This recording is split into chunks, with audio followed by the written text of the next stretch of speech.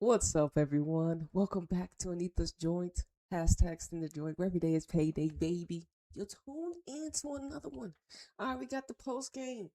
Manchester City women versus Newcastle. Now, thankfully, we all had access to us. Hopefully, I watched it here in America on YouTube early in the morning. City barely, narrowly, narrowly. Let's just say narrowly escaped Newcastle in Newcastle. You know what I mean? Because this wasn't an easy football match for City. Obviously, we're gonna go through the reasons why.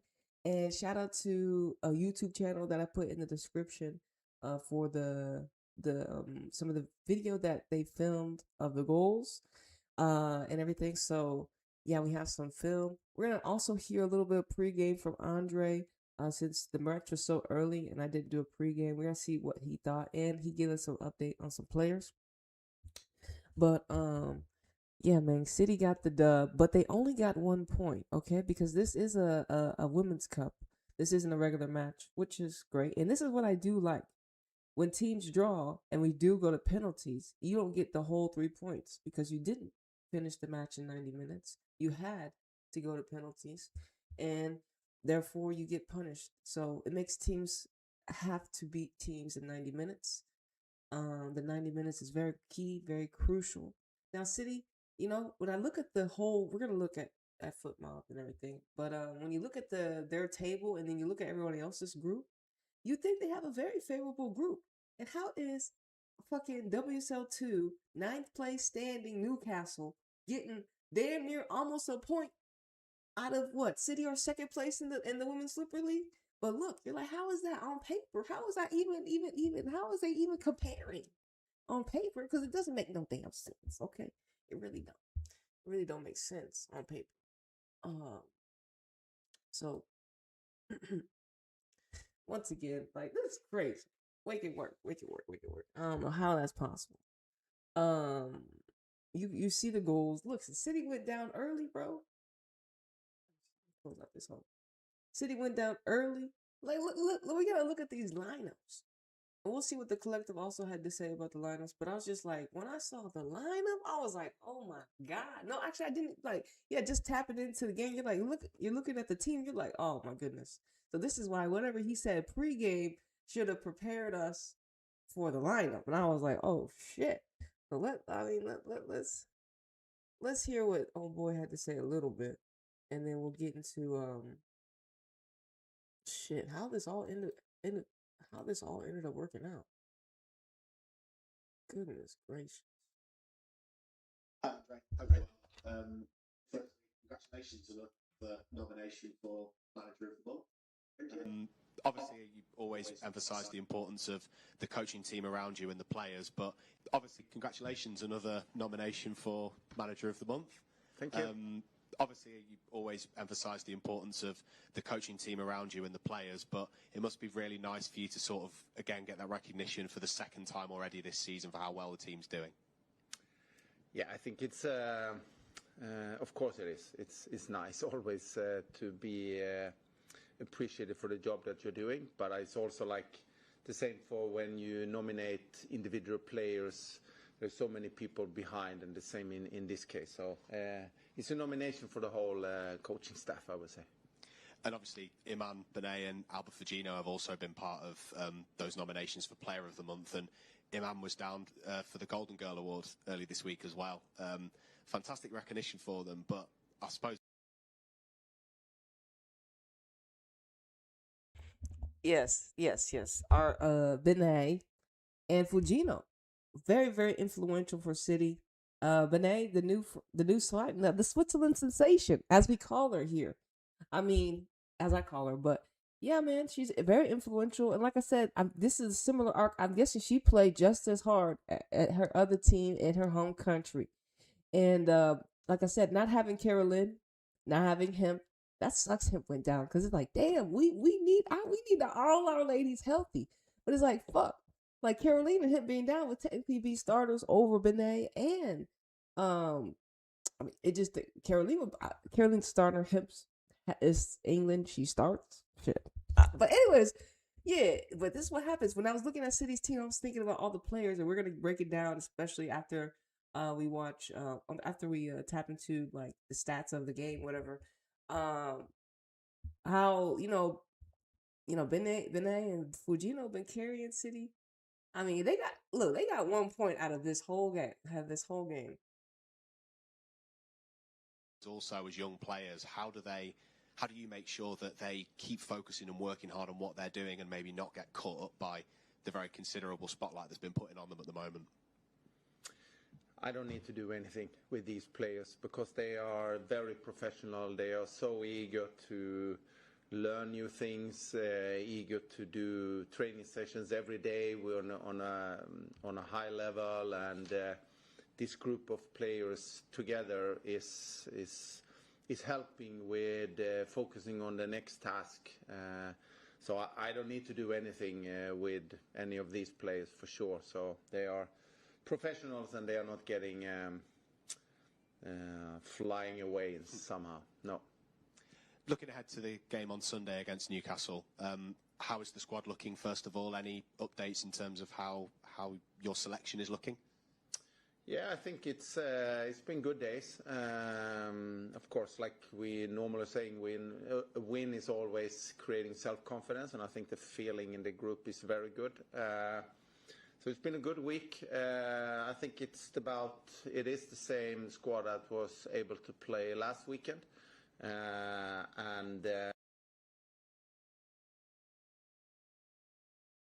It was the same squad that was able to play last weekend. Hold on, no, it was nah, because the main thing that the key changes were for City was Lohman in for City instead of Blackhead Brown, and that back line was Lazelle, was Pryor, was Jade Rose, and Layla.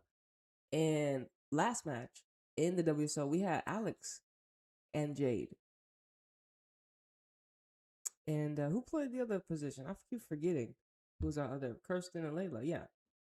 So, but we had Alex and Jade. You didn't leave Jade by herself, homie, with a whole bunch of youngins. Like, you know what I'm saying? And you put Layla out there, but like she out wide. At least Alex is in the middle next to her in the grind.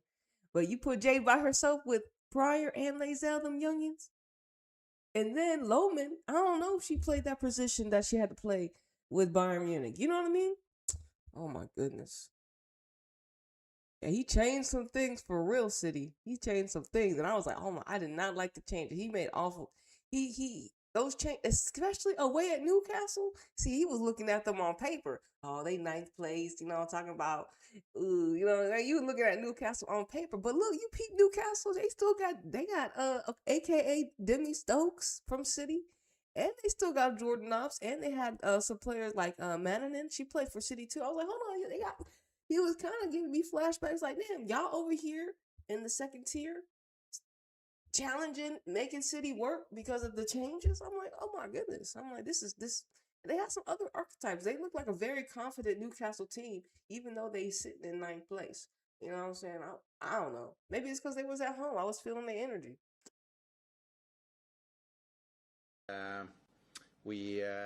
So that's a good squad. A lot of players to choose between. Of course, you would like to have the other ones fit and back, but that's how. Okay. Anyways, like I was saying, did I mute myself? I don't know if I had muted myself, but let me just say what I said one more time. The same team, the same lineup, bro. Let's see. He capped 3-3, bro. 11 minute, 82 minutes, 40 minutes. And then also with City scoring late in the first and barely to start the second half. And then this was an own goal. Shit. And this was so bad from the goalkeeper, their goalkeeper. And I was like, when I was watching especially when it got to the penalties, I was like, hold on. I was remembering her big mistake with this goal, the 63rd minute goal. Not her name. But look at these lineups, City. Oh my goodness. And it's the outfield. Okay.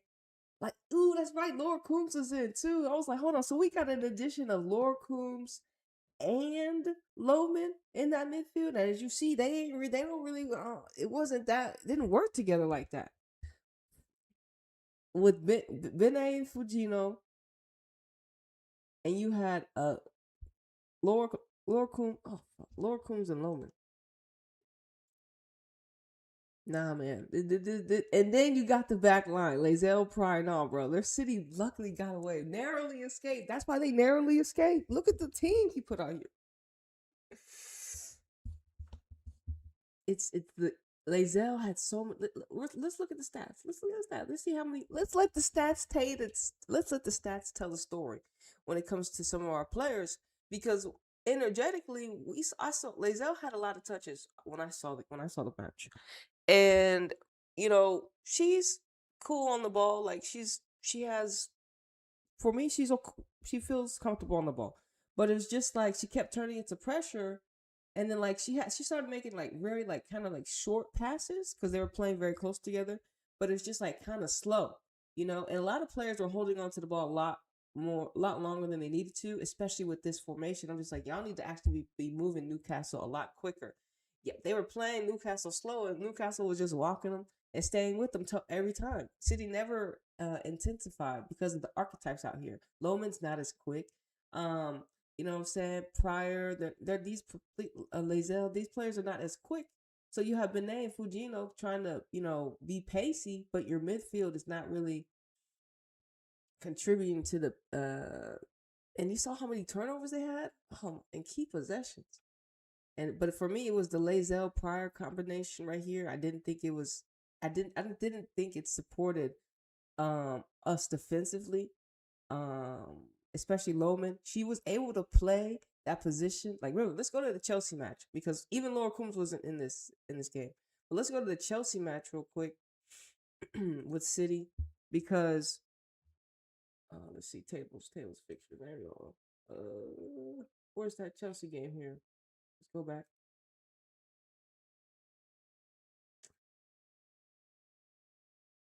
Oh, shout out to football game. Okay, so when we throw back to the Chelsea game, right? We still had the Jade Rose, the Pryor matchup, but no Lazelle, and we had Alex out here. So no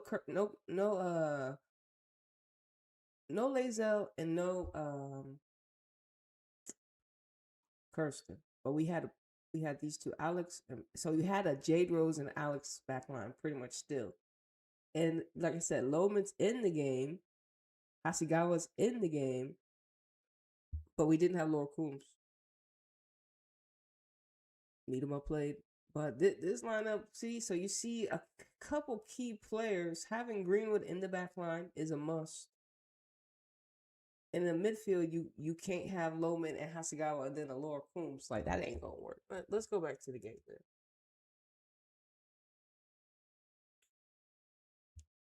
That did not gonna work, City. Yeah. So when I was watching the game, for me, based upon how City played, very defensively, allowing, how many touches did Pryor have? Let's look at the stats, though, because how many, like I said, City got 1 point. 1 point when they should have crushed Newcastle. But the lineup, dog, like, and you see who he brought in. It's just like but look at the bench. Oh my goodness. He was like, bro, I brought in who I could. I'm looking at the bench. I'm like, damn, who actually would we have bring in? That's why we missing Caroline and Lauren Hemp. Caroline and Lauren Hemp make the bench look a little bit, because, better. Blanket Brown, she's been playing well. Shit. And then Miedema. That, like, really though, that's it. Everyone else is defensive, and we don't need that. We need offensive. So this was probably City's best team. So City's best team barely escaped because no Kirsten, goodness. Because no Caroline, no Lauren Hemp, and then how defensively intelligent Newcastle were. Even though they sitting in 9th place in their division and their divisions below. All right. They played a typical 4-4-3. And mainly they should have played more over the top with Shaw. They really played possession football today. A lot. Keating's got to start. I was happy for her, but then I was like, look who the front line. I was happy for Keating's. I was like, but look at the front, look at the back lines that's in front of her. Oh my goodness. Let's look at the touches for Lazel real quick, cause I felt like she had the ball a lot. Hey, bro, hold on now. What is this?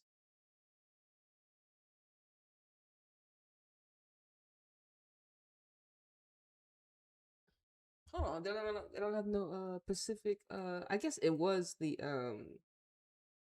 Usually it may take them a day to actually get the analytics, more analytics. What's going on here? They don't really got too much on Lazel right now. Let's see what they got for Gino. Nah, okay. They still waiting on the stats then to synchronize. We'll have to come back on the next one. Let's check this out real quick.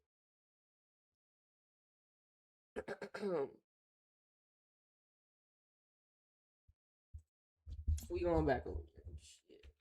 We going back over here. Let's see what they expected out of Newcastle. Because what we got, how it is, and probably also give us opportunity to see some other players on the field on Sunday. So that means the likes of Grace Clinton, for example, Rebecca Kanak won't be available this weekend. No, they are not available. Yeah, that's another thing. Grace not being available. So she's another player. So another midfielder. We're like, damn. So we get Lohman back, but we lose Grace. So Laura has to start. And then Black Hen Brown is resting, I guess. I'm like, nah, bro, get that youngin back out there. Laura Black Hen Brown, bro, you better play her 24/7. What you talking about? But peep game, she probably would have lost all them freaking challenges against Newcastle ladies. And y'all remember the last goal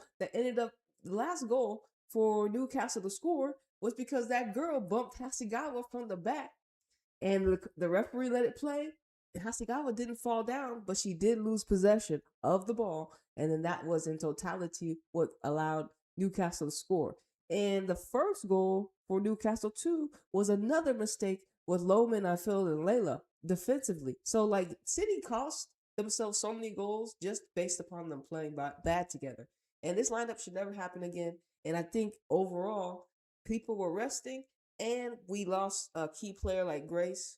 We still don't have Mary. Kanak, I ain't worried about you defensively, but it does give Alex Greenwood a break because Alex and Layla's age is showing. I was getting flashes of London City Lionesses when I saw Jordan, and we saw Jordan Nobbs and Demi Stokes. I'm like, hold on, Alex, these are young ninjas. Alex's age is showing. Layla's probably a little younger than her, but I'm like, y'all age is showing, and our youth is showing based upon Pryor, Lazel, and Jay Rose. Some of these girls' first year contracts, second year contracts in forever, like ever. So it's like, damn. That's why Newcastle was like, yeah, we got y'all, but they lost, but only 1 point. They still lost, but it was only a point. 3 points is different. 1 point is they can make that up. But I'm just saying, damn, that's why I'm like, Newcastle was tough. Even though they not playing well in their league. And it makes me wonder what's going on in WSL 2. What type of arc? Because Newcastle's players were pretty big. Like Jordan Upper looks like one of the smallest players on their team. So I was just like, everyone else pretty look good inside. I'm just like, damn, how are y'all struggling? And I'm just like, how are the other teams playing against Newcastle? And City played right into Newcastle. I mean, goddamn it. But hey, that's just shit. But they still won. Narrowly. 1 point, Ninja. And did you see, man, the flawless penalties? Like, we had almost damn near 13 straight penalty makes, 14 straight penalty makes. That's professionalism right there. Niggas know how to make penalties. All different archetypes, all different ages for both teams in Newcastle's home. That's what you want to see. Like 14, 16. We had like 13 straight penalty makes. Come on now, that has to be always like, damn, that's commendable, because that shows like, yes, we're not out here fucking around missing penalties like we had at the fucking Euros, nigga. Both WSL2 and WSL1, Manchester City and Newcastle, shout out to y'all for y'all penalty game, because we got what we're supposed to be seeing consistently. Now, every time you see some fuck shit out there, you already know that shit's getting manipulated. All right. Sweden versus England at the Euros, battery of essence, the missed penalty shenanigans, awful, disrespectful. You're going to come back to this match. City versus Newcastle, that penalty shootout, even though City should have won. Nigga, they were up 3-1. They were up 3-1. They should have won. How the hell should they get 2 goals? Anyways, still. But everyone was doing their job when it came to penalties. Keatings had to make the key save, and everyone still was like, "Oh, still Keatings, we don't fuck with you." And I was like, "Nigga, she made the key save, nigga. What the fuck is everyone? Everyone was scoring 13, 14 straight penalties. Keatings had to save one of these bitches, and she did, nigga. She did. And then Blanket Brown carried it in. So both England ladies were able to close the door, and y'all better give them their flowers. So fuck y'all niggas. You know what I'm saying? All hating ass, weak ass, bitch ass niggas. It's always, you know what I'm saying? It's always y'all niggas that's hating. But anyway, shout out to our England Lionesses, Laura and Keatings, for fucking getting the job done for City, right? They got us the point, huh? Okay. That's right. I was just making sure everyone knew. Okay. Available this week. No. But I suppose in a way then the international break comes at quite a good time then to give them an opportunity hopefully to keep maintaining fitness and come back stronger after. Yeah, of course. It's always like international breaks for players that is injured, always giving an opportunity to don't be stressed every day. It's a couple of weeks until we play the next league game, so it gives a good opportunity for rehab, but also to mentally reload. And as you mentioned, an opportunity as well to rotate the squad. And I think it's been said already how many opportunities players have had to get minutes this season. But this is another chance for those players to show what they can do. Yeah, I think we talk about rotation sometimes, but it's more like giving players opportunity, because it's not it's very tight in the squad. There is a lot of great football players, and we're competing every day. So I think it's just small details which one that we are picking to each game. So it's definitely an opportunity to see more players, and it's not just because rotation. It's because they deserve it, because they are working hard every day. So we might do some players that hasn't been playing that much lately. And looking at Newcastle, they've had quite a tough start to WSL2 this season, but plenty of quality in that squad. A lot of players with WSL experience as well. So, as you sort of said before the Liverpool game, there can't be a drop in effort or quality this weekend. No, definitely not. I think it's the cup is very important for us, so we will definitely do everything we should do and do exactly the same approach, preparation towards this game as it was a league game. So there is no dropping in anything on the field and off the field and how we're preparing. So, and I don't think I need to mention that to the players. They're very professional and definitely are eager to do a performance great. So we get so we can go through to the next round of the group. Thanks. Okay, well, all right. I guess we can show. Let's see one of the goals here. For City. Once again, credit goes to where credit is credited.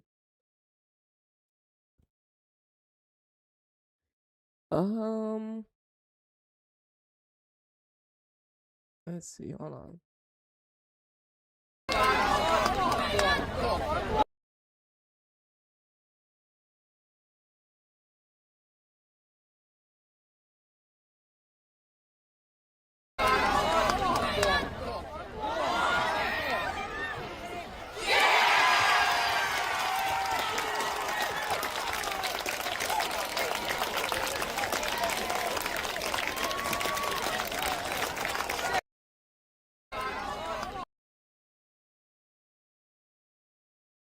So it was Vinay against Demi Stokes. Okay, so you already know. It was already. She already knew she was in trouble. She already knew she was in trouble. 1v1, and Vinay is a face-up player. You know she likes to dribble at the attacker, at the defender. So I mean, I knew she was going, do something with this one. What minute was this? This was the first goal. This was right at the edge of halftime. Like, damn, this was like in City. If you think about it, we'll have to look the stats to see how many shots on target they had. It didn't feel like they had that many, because I felt like I said, they played a lot of possession-based football, right? With the prior Lazelle, Loman, this type of area, they played a lot right there. They really didn't choose Layla too much. And honestly, what they should have did was play Bunny back to goal a lot more. And that's something that I feel like they didn't.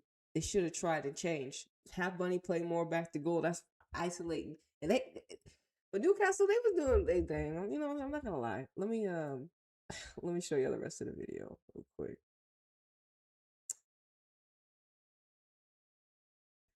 Yeah, I was like, I gotta hear this whole too.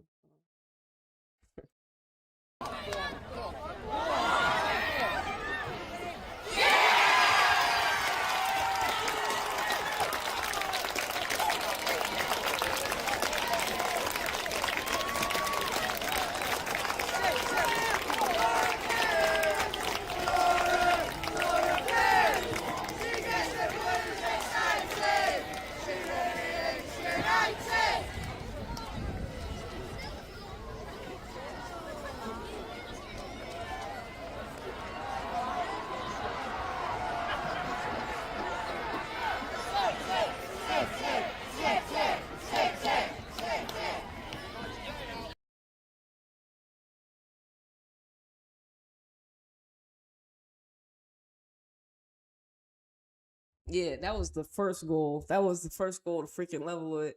I think Newcastle's goals were all pretty much sweet, especially that first finish from that first goal. It was from range. I think she was like outside, like it was like her. I think she shot it with her left foot. It was a sweet banger. Like Newcastle had some fire goals, but it was just like from mistakes, City should have never gave up. Like go watch the replay of the first goal. Who gave the ball up in that midfield? cost that goal. We do have they did have on City Plus, we did have Andre and Laura Coombs. They did hear from them. And honestly, they gotta figure out how to get like, because I imagine people are there from City staff to watch Newcastle, like their City team live.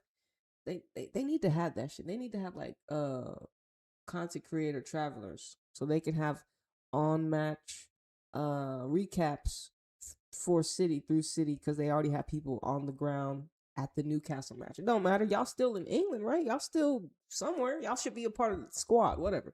To just make more content, because when I be like, that's what we need. We need vlogs, because I be watching Tira's vlogs on YouTube, and I'm just like, this is great. This is behind the scenes from the Mexico team. We got other teams, but I watched the ones in Mexico, and I was just like, this would be amazing implement if they put the ladies behind the scenes. Like, think about it. Like, think about it. Come on, like you're like City behind the scenes. They have vlogs pregame and they have them pregame, and then they have the matches after, so you get to hear all the players' thoughts and feelings and tap into their energies of how they are playing.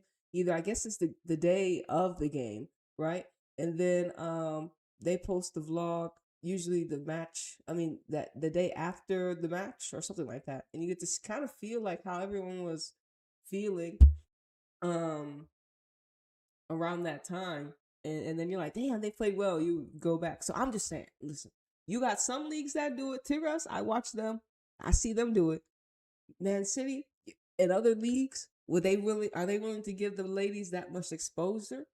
Let their personality show, or they are, or maybe they're too like, no. Let's have them where we have them. We don't need them to get more attention than we need them, because you never know. Some of the ladies are super funny when you listen to them behind the scenes. You're like, they're the funny ones. They're like, I didn't think you would actually say something like that. Like Maria, they asked Maria Sanchez. It was funny. They asked Maria, because they asked all the players. She was like, they're like, okay, what's the excuse you use if you're busy and someone wants to, you're busy or you don't want to go to something someone invites you to. What's your excuse? And what's your white lie? And then Maria was like, I tell no lies, right? I tell no lies. And that was funny. But then on the other hand, Sabrina's another archetype, right? Sometimes I feel she's a little in and out, but she had a funny one. She says, I tell him my foot is hurt. Because her and Elizondo were talking, right? And because Sabrina I guess she still is not familiar with Spanish as well. So Elizondo was translating. I know we all talking, we in Mexico, but I'm just saying, nigga, we was in Mexico. So I was in Mexico watching one of Tira's vlogs. And so what happened was Elizondo, I forgot who the girl was interviewing, who the girl they were talking to with the camera that was interviewing. She was asking Sabrina, what is something that you tell somebody a little white lie when you don't want to do something? And she's Sabrina Elizondo was asking her in English. And she said, I tell my foot was hurt. They're like, no, your foot's hurt, but it's an actually really good little white lie because she's a footballer. So that's what's so funny about Sabrina's little archetype. Like when you get to see her more, she's a baller too. Actually, I'm very impressed of how she actually plays, even though her personality kind of gives like she's in and out. So this is what the blogs and stuff like this allows you to tap into more of kind of the personality of the archetype of player that's being expressed on the football field, because we don't want to get too attached. You just want to observe from a coach's angle, a scouting angle based upon the energy. But some of these archetypes are funny off the camera too. So I'm just saying, hey, look, Man City and other clubs and nations, would y'all do that more consistently? Would y'all be willing to showcase the player's personality off the field, or you just want them to be your product on the field? Hey, there's some questions we'll ask because, I know there's answers to it. Hey, look, trust me, if y'all don't want to do it, other leagues are already doing it. You know what I mean? It's just going to be the ladies going to be like, all right, well, some ladies will like kind of not having to do that. And some of them, they're like, they're camera friendly.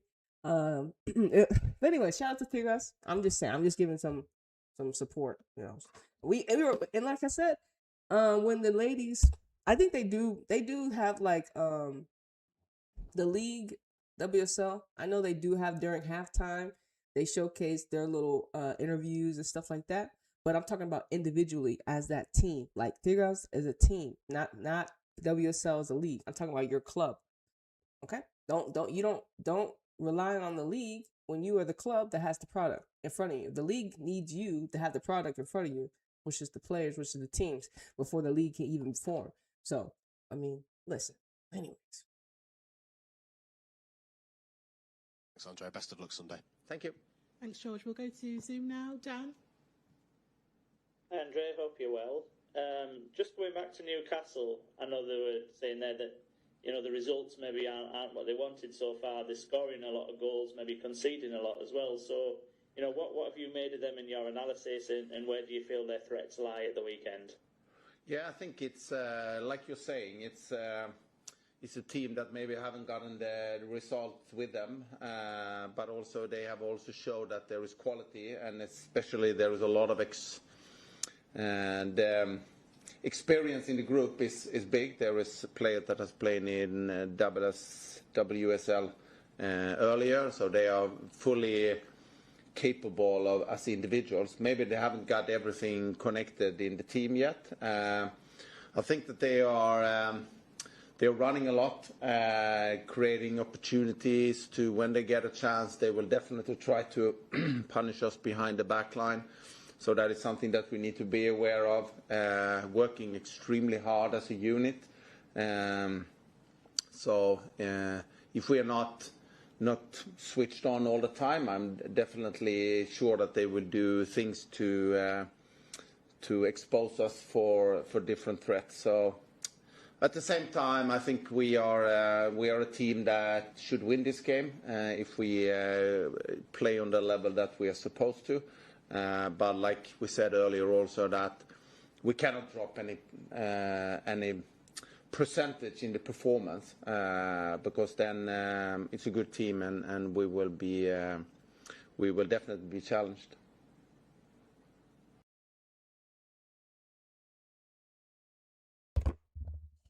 Yeah, so he talks about their experience. So they had, because I was wondering, I was like, I forget, he's not English is not his first language, so he was trying to grab the words that meant what he needed to say.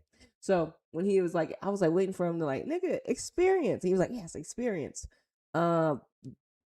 Newcastle had those archetypes, right? And similar to City, like we got players that have experience, but they're getting in elder in age, bro. I'm telling you, the age is starting. And then we have players that have 1 to 2 years, 3 years maximum. And then in between we have like the Lauren Hemps, and you're like, Lauren Hemp, like, damn, she hurt. And the Carolines from different leagues, but they're very they're seasoned. So it's like, damn, Caroline, Grace Clinton, Lauren Hemp being hurt, Kanak, but everyone else, like some of our key outfield players, y'all gotta hurry up and come back. Like this is cap, really. We can't be. Listen, y'all, City got 1 point, damn near a draw. So it was a draw. City, y'all got a draw. Yeah. So the penalties, so that's kind of crazy. You had to win the draw. You got so City drew with Newcastle. That's it. Let's just say it like that. What is a point but a draw? There we go. What the fuck is a point but a draw, nigga? City and Newcastle drew, and I said they narrowly escaped. Nah, fuck that shit. City and Newcastle fucking drew in this bitch. 1 point is a draw, nigga. You know what I'm saying? 1 point. Y'all fought for a point, which was a draw, ho. It is what it is. So City ain't win shit. It's a draw. So I know in the League Cup, yes, you got a point, but in reality, ho, y'all drew. This is cap. This is cap. We've been bamboozled. This is cap. This is cap. So City drew. Andre, bro, what does that look? What does that look like? City, like the good thing about it is that we were able to see who played well in this lineup and who didn't. Who do y'all think played well in this lineup that Andre put out here for us? Because I swear, it was not the best lineup. But was it his only lineup? Because you're thinking, okay, it's like, well, was health a factor? Was tired legs a factor when it came to no Alex Greenwood, Blanket Brown as well? I feel like Blanket Brown, I'm actually happy that he didn't play her, because I do feel like based upon the midfield of Newcastle, she would have been, beat up. But Loman was a little too slow for me. You feel me? So I was like, damn. And it was the passing. Let's see. Hold on. It was the passing for me that was just not good enough. We need more stats, Foot Mob. We need y'all to update. Let's see if they got a better update. And I know City has some stats over here.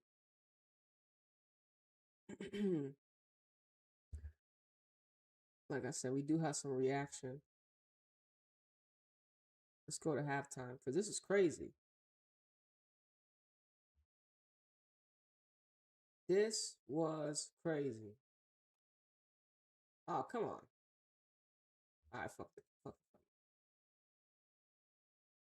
Fuck. Not Benet's brilliance. This is where it starts. She has scored in our previous 2 matches against Arsenal and Liverpool. But our teenage terror, damn, why is she a teenage terror, fam? She ain't no terror. She's I would say our teenage titan. Or we say like Bunny. What? City say Benet is a terror on defense. Shout out to our Switzerland sensation. You know what I'm saying?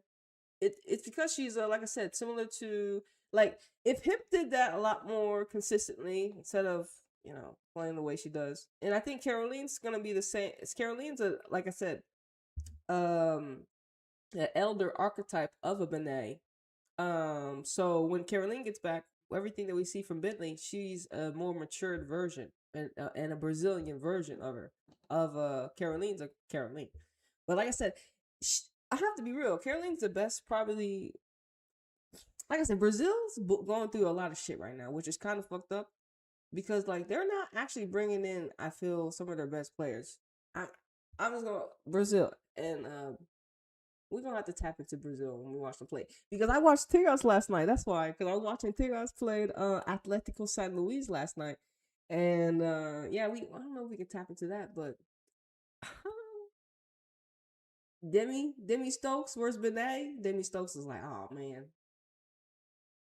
All right, what were we trying to look at? Some more stats? That's what we were trying to look at.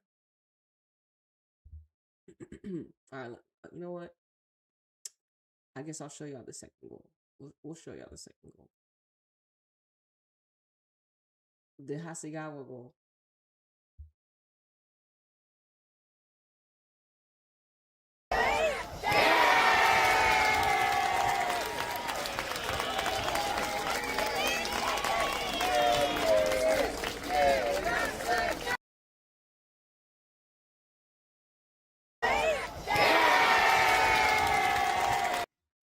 I forgot who gave her that pass. Who gave that pass to Hasegawa? Damn, it happened so quickly. Who assisted? We have to see who assisted.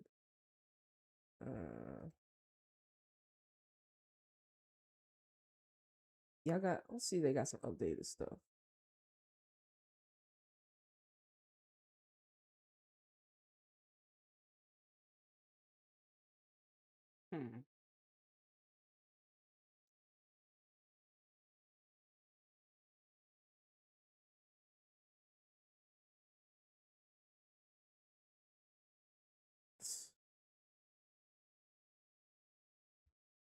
Oh, you know what?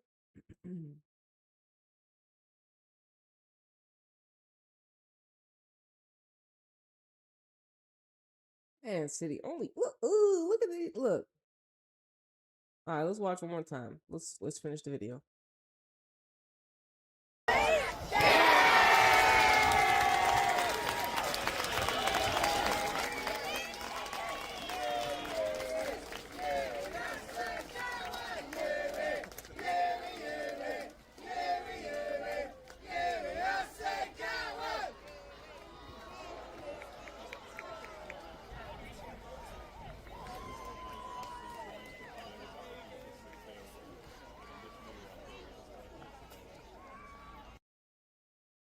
Does anyone who know who assisted Hasegawa? I don't remember. But look at this. Newcastle outshot City. 12 shots to 10. Nigga, how they outshoot y'all? I know y'all playing at their crib, but it's just like, damn. So they lacked in creation. City. Lack of creation. City had 12 shots, 10 shots. 50-50. They had to score 3 goals. Newcastle was like, well, we can match you.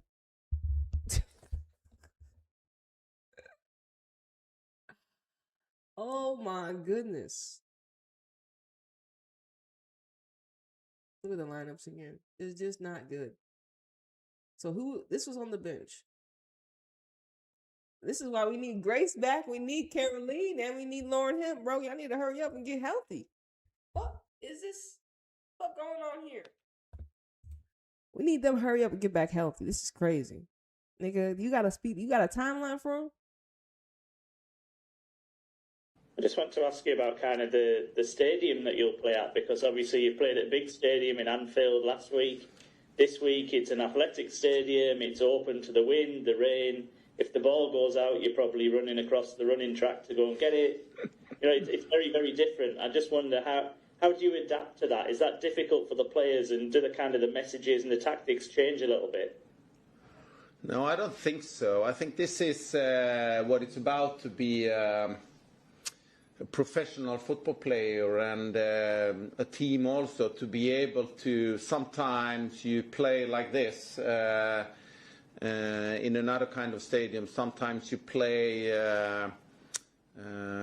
against a team that is playing in a lower level in the league.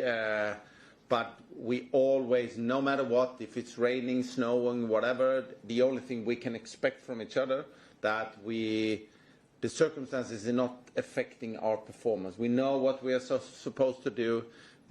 We do it to 100% effort. Then we will be fine. So I'm not worried about that. I'm not saying a test for the professionalism, but it's a little bit of a. This is what it's about, to be a professional. It's not always sunshines and great stadiums and perfect pitches. There will be circumstances that might affect if we make it, or if we let it affect us. Then of course it can affect, but I'm not worried about that. Nigga asked about a stadium, so let's play along. And what's up with the Newcastle Stadium? Huh? Is it cool? What is it? Gateshead International.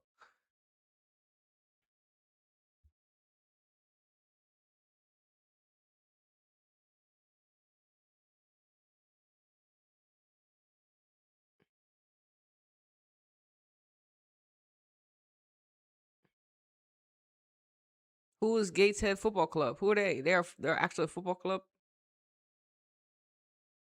Yeah. I mean, I didn't mind this. I mean, did y'all get mad at the stadium? Oh, was this the stadium right here? So they played on the international stadium. They didn't play in here. So this is the bigger stadium, and they played in this stadium. Oh, okay. Okay. So this is the smaller stadium. But was there a track around the field? Hold on. Are we sure they played over here? Cause was there a track around the field when we were watching?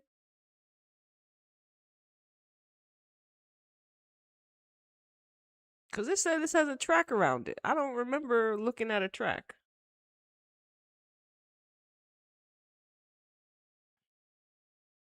Hmm. Are we sure?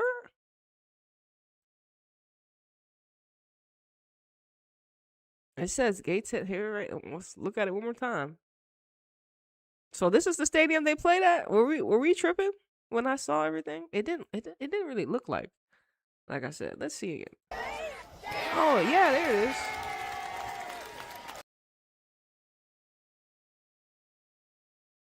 There's the track. It didn't look like it had a track out there. So what do y'all think? Well, okay. I don't like football fields because that means it's a multi-purpose stadium. It's not just for soccer personally. So me personally, um, soccer, like track and field, you play all types of sports on these fields. So I mean, it kind of, you think about it, it kind of makes sense. I mean, in totality, if you want everyone to have like more unity, you have all the professions in one field, in one stadium.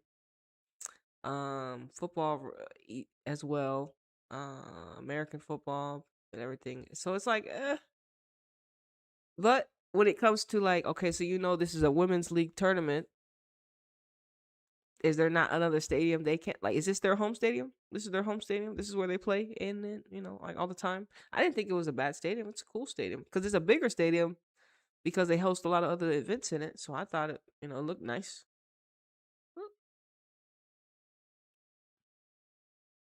But that was a stupid question.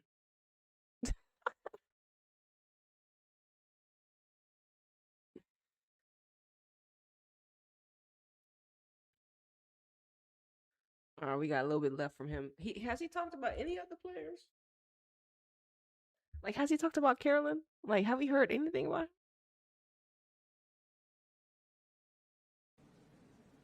That's brilliant. Thanks, Andre. Best of luck. Thank you. Thank you. Thanks, Dan. Gethin next. Hi, Andre. Congrats for your nomination. I know that you're obviously very humble about it, and you say, "Oh, it's about the coaching staff, it's about the club, whatever." But kind of, do you think that the fact that you've been nominated your first 2 months in the league, you're having to adapt to a new squad, a new environment, do you think that kind of shows that it can get even better throughout the rest of the season? And kind of, do you think that's a source of excitement for the fans? Yeah, I think I cannot say anything about how people are evaluating my performances, but for the team, LOL. Andre. So Andre was what? I think they look, Andre. They said they got your bitch ass nominated for something. Hold on. Let's see what Andre talking about. He's like, I can't talk about the people. How the people perceive me. You sure right, Andre? Just make sure the ladies win, Andre. Oh look, they got a video for us. Hold on. What did he get? He get offered? Okay, here it is. Shortlisted as manager of the month. We did take down some heavy heads. You know what I'm saying? I'm just gonna be reals. So let's look at Andre. He said, it's the second time our head coach has been shortlisted, having missed out on September's prize to Chelsea, Sonia. However, City's 100% record across October in the WSL. 100% record over in the WSL. Okay. Has seen Andre recognized once again after the Blues win against Arsenal and Liverpool. And, honestly, yeah, I mean, getting Arsenal win was always a must. And it confirmed what I had said in the beginning. And then Liverpool late, nigga. That win wasn't like an outstanding win. It was a late win, right?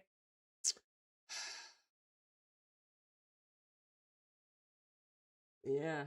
Yeah, the team had to follow it says followed we followed that up with a second half fight back at Anfield, aka Liverpool.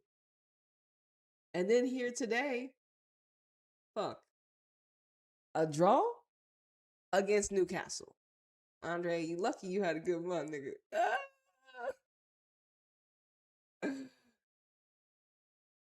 Hold on. They put some video out here. Hold on.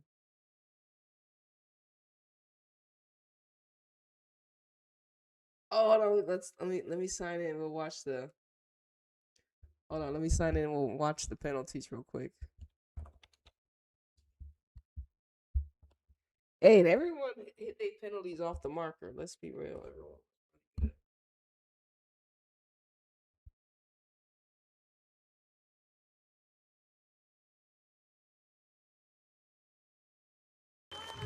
Oh shit! Damn, 9 minutes, nigga. Oh, we getting the highlights and everything. Okay. City can't qualify. Oh shit! Dude, hold on.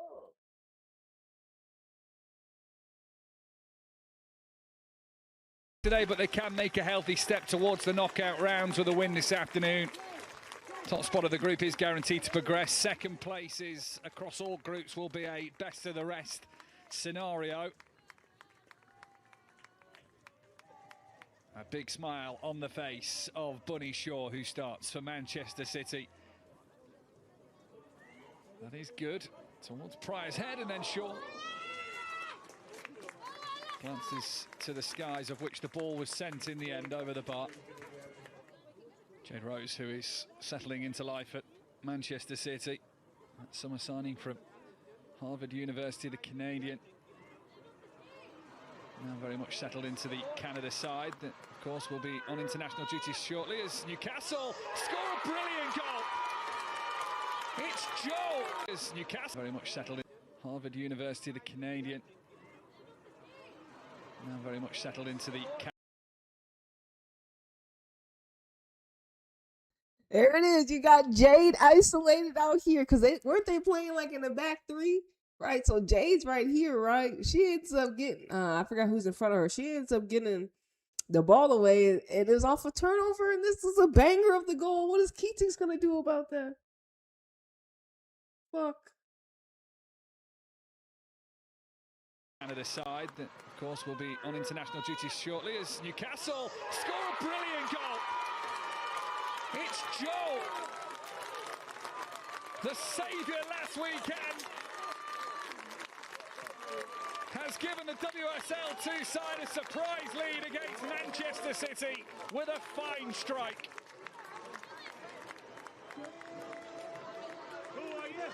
What a hit from Lois Joel.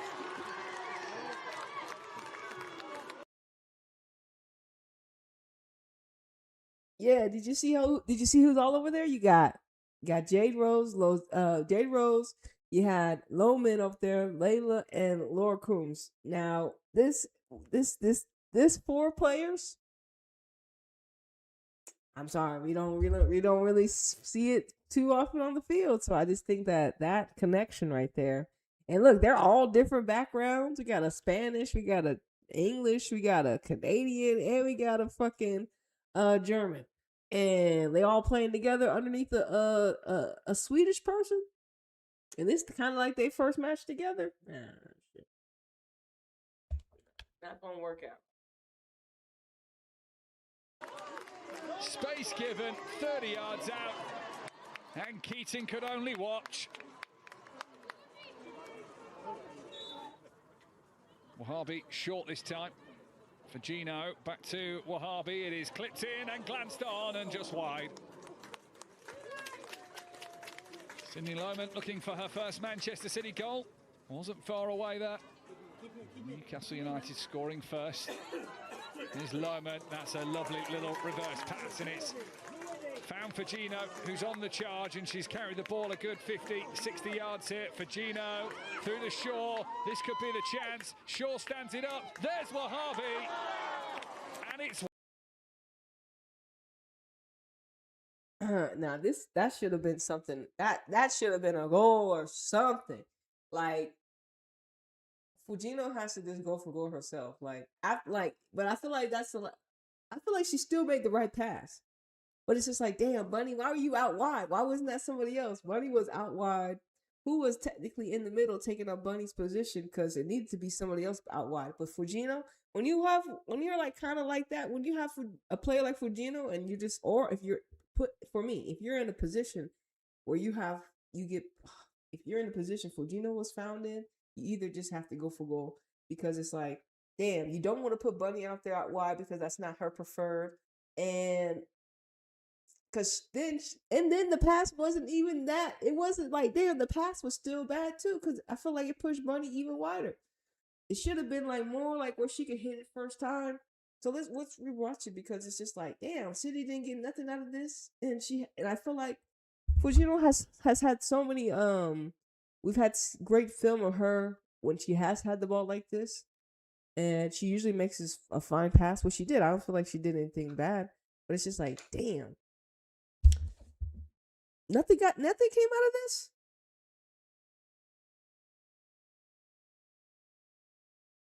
Why that? Newcastle United scoring first.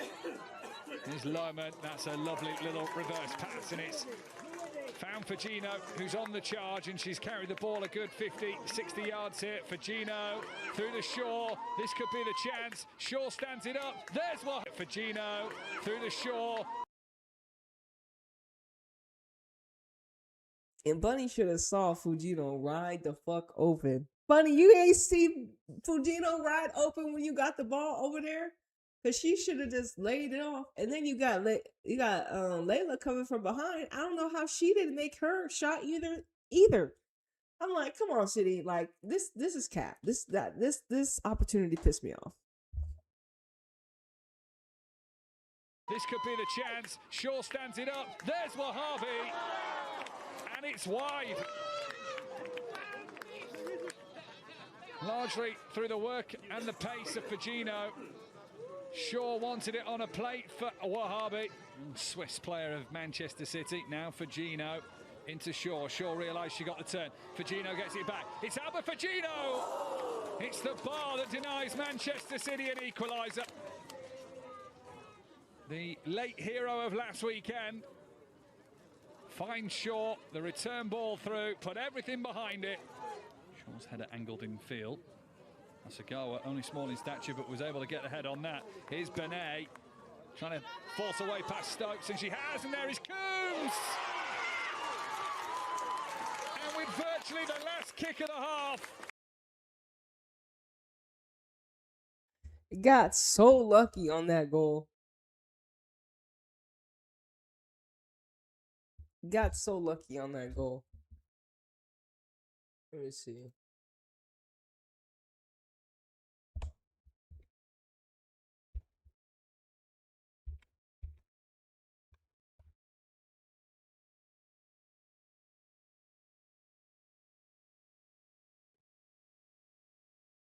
I want to read a little bit about the reaction let's hear from Laura Coombs first. She says, Laura Coombs' reaction on Newcastle. She was the first goal scorer. We just saw her score, Laura Coombs, right now. So, good pass from Nadeshiko. We saw Laura Coombs score just right now. So, this is what Laura had to say after the match. She says, on Newcastle, shut up.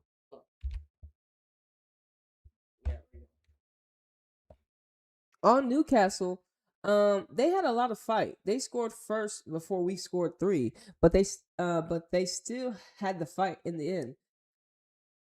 We let ourselves down a little bit in the last 10 minutes, but all credit to them because they pushed to the end. On getting the extra point. Penalties are never nice. You never know when they're going to go your way or not. So we're happy we've picked up the 2 points. Wait, hold on. So I picked up 2 points or 1 point. What is it? I'm getting the extra point or 2 points. Do we get what? We'll look at the standings. Just to make sure. because City already had 3. This is the second match day. Either they're gonna have 4 points or 5. And so then if they did get 2 points instead of the whole 3, well then it's not a draw because 2 points are not a draw. 1 point's a draw. On the international break to follow. So everyone's going, I didn't even know we have an international break. It's already that time. You know what? USA did drop a lineup, but I haven't made a live stream on USA.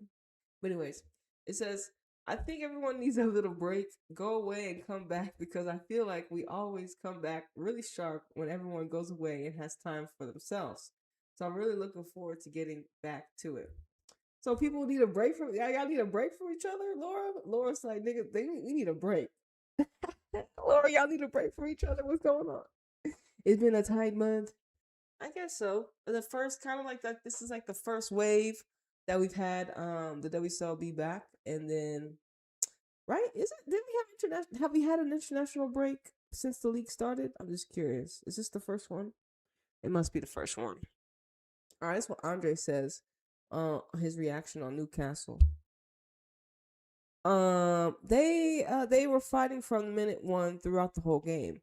I think our game today wasn't good enough, and we, like I said, we all agree. The collective all agrees this game was not good enough for everyone. Just the archetypes on the field, the result of the game. When y'all were up 3-1, homies, I thought that was in the bag. Like I said, today wasn't good enough. We turned it around from a goal down to lead 3-1, and we just needed to make sure to kill the game. We just needed to make sure we killed the game then.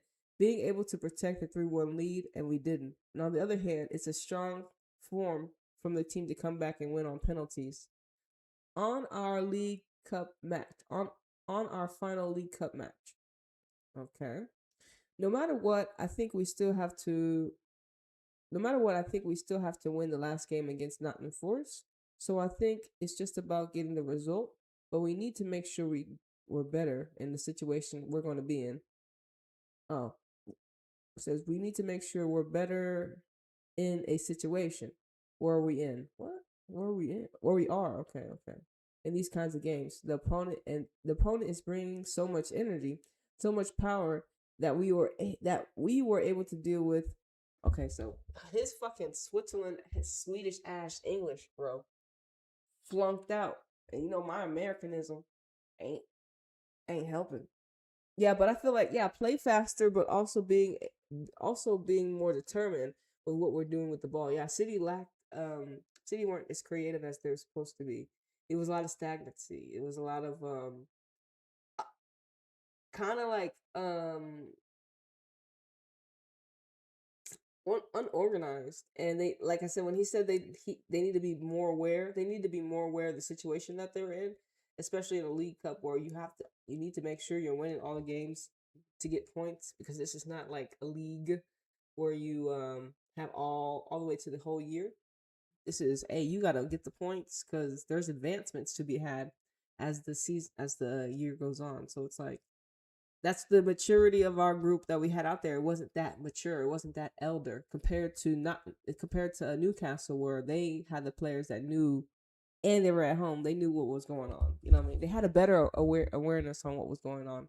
I felt like, but they still lost. But still, they made it hard on City. Play faster, but also being more determined with what we're doing with the ball. We also learned a lot of this. We also learned a lot from this. We learned about our team, also where we're really good, but also how we manage, because it's something we haven't experienced in other games. So we just need to learn from it and take it into the next game. Yeah, I feel them on that one too when it comes to because we haven't seen City be put in a situation like this where, okay, you individually, so you go up in the second half, literally 47 minutes, right? It's the second half, so you're up 2-1, and then you get the third goal, the own goal, right, in the 60-something minute back. So you're up 3-1, and you got like less than 30 minutes left, and y'all collapse. We had the 3 changes. We had Alex Greenwood come in. We had Viviana Miedema come in. We had Blanket Brown come in. Who came off? We had Fujino come off. We had what's her name? Jade Rose come off, and then who else? Lohman come off. So these archetypes, See or no, cost City 2 goals after the 60+ minute. I'm not saying they all did it, but damn, fam.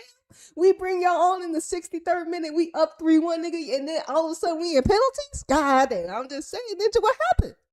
What happened? What happened? Okay, exactly. What happened? You see, we was up 3-1, but the 63rd minute we making subs, and all of a sudden we collapse? Oh, goodness. Oh, goodness. Okay.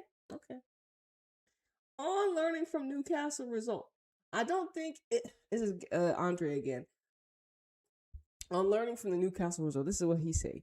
He says, "I don't think it should be like that. We should do it anyways." Okay. We can win but still learn, right? But now we have a little setback. We still won the game in the end on penalties, but at the same time we will face in parts of the game. We were faced in parts of the game where I'm not pleased how we reacted. As a team individually, we just need to be better in those ones, and it doesn't matter if it's in this game or if it's in the league. Yeah, I feel him on that one. Yeah. So he was like, there were some parts of the game that he didn't really like how the reaction was. Yeah, because I feel like, nigga, y'all gave up 2 goals. Let's see if we can accurately. Let's make sure that I'm not talking out my side of my neck when it comes to the lineup changes. Okay. Oh shit. Here it is, nigga. I just needed the confirmation. Look at the goals. See or no? Look at the goals. Okay, we got the 11th minute goal, 82nd goal, and a 90th minute goal. Okay. So Grace's goal or the own goal was in the 63rd minute. See or no? See? You see what they say? See? All right. Nigga, look at the lineups. Look at City's changes. We had a 65-minute change. Jade goes off. A 65-minute change. Loman goes off.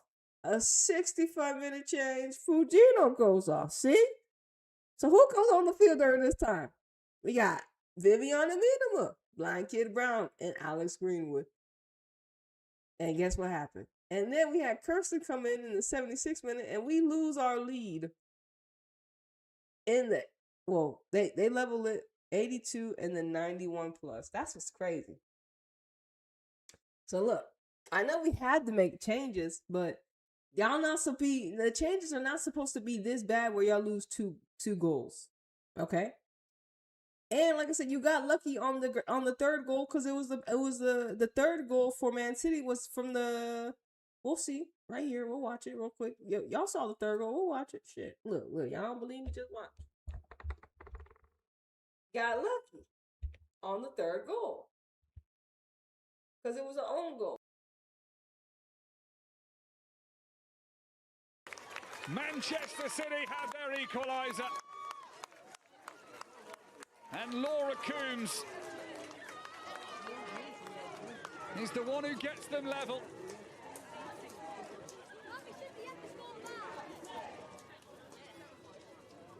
It just opened up there for Benet once she got past Stokes. It was a lovely little layoff. Knowledge of where Coombs was. Coombs with the applause, and rightfully so, for the work of Iman Benet.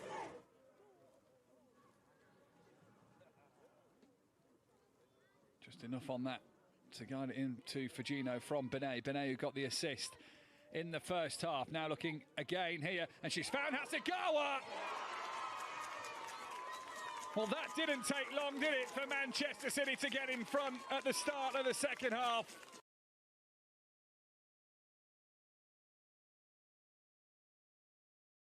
Bam, and there it was. So Benet had 2 assists. This one, she actually had, she had that one runner with Fujino, and then Hasegawa made another run. So she had 2 assists, Benet. Good job. Our Switzerland sensation is amazing. I told you when we made the live stream, when we acquired this acquisition, y'all. Remember, we were so excited when we signed her. We ain't never seen the girl play ever. We ain't never seen her do it. And here she is, dropping 2 dimes, 2 much needed ones. And like I said, this was Hasegawa making a run in, player. Somebody lost track of Hasegawa. Hasegawa, who is popping up with the goals this season. Scored on Matchday 1 of the League Cup. She's done it now on Matchday 2, and this one gives Manchester City the lead. 2-1 up against Newcastle. Once again, it's the inspiration of Iman Benet in the build-up. It's Joel who got Newcastle United's goal in the first half. Shot from range is a palm stinger for Keating.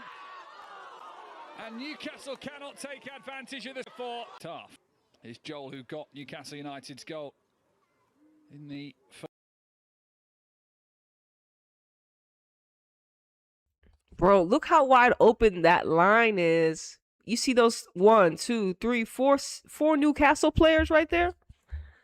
Right in front. Okay, so because you see right here, that they're right behind the referee. You see the referee in yellow in the middle? So the 4 players right behind the referee, the 4 Newcastle players. Where's City's defense? So who's supposed to be playing? We got Fujino in the middle. That looked like for some reason, I don't even know who that could have been. But like, why? And like, she made a wide open pass. It's the 4 open players, and even right here to the right, I guess to the left of the picture, you see multiple Newcastle, and the fact that they didn't, convert off it, that's a lack of their chances. But hey. First half. Shot from range is a palm stinger for Keating. And Newcastle cannot take advantage of the spilt opportunity. As Hasegawa sends that looping. Moan's punched it back towards her own goal. It is bundled in. A calamity for Newcastle United. And Manchester City might have got all 3 points in this League Cup group phase game. And with their 3rd goal of the afternoon, and Moan knows she's made a big error there. Newcastle United 1, Manchester City 3.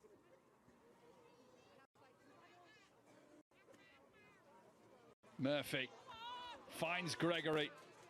3 to aim for. It might come back to Murphy. It'll come to Nobbs. And he sends it over the bar of this League Cup Matchday 2 group stage. Look at the space Wahhabi's got on the left-hand side. This is Coombs who got Manchester City level just before the break. Now it is Wahhabi's cross in. It is over Shaw, hooked away by Stokes. Controlled down by Coombs, who then releases the shot. And it needs Moan just to ensure it goes wide. Showed a little too much of the ball there. Keating's got to get that away first time. Nobbs brings it down. Drop of the shoulder from Murphy. It's Gregory. And Gregory's going to fire it in. Oh, more than that,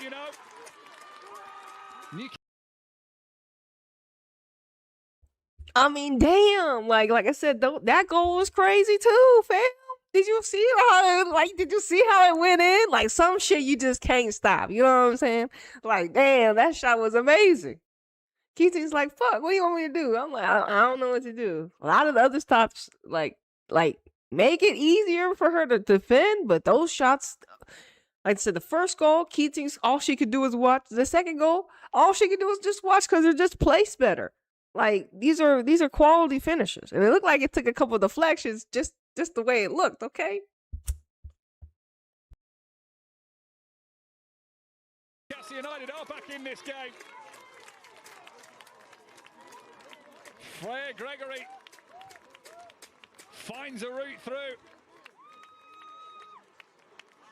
And it's Newcastle United 2, Manchester City 3 in this thriller of a game. Gregory, who has been lively all afternoon, causing problems on that left for Manchester City. Hales has got the legs, on Greenwood here.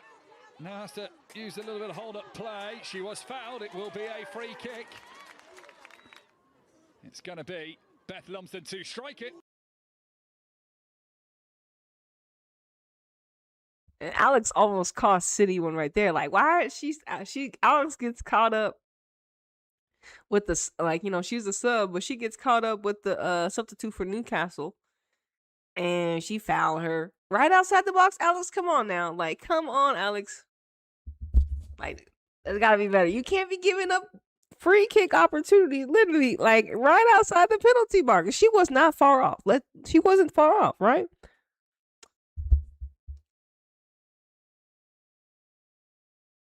Over the bar. Manchester City still have a goal to breathe with.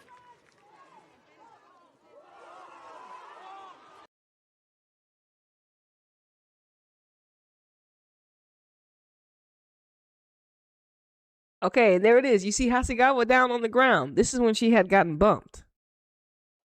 Right? And then here's the counter. So Hasegawa gets bumped. She's on the ground. Andre feel like she got fouled because it was like when she received the ball, it was like at the same time.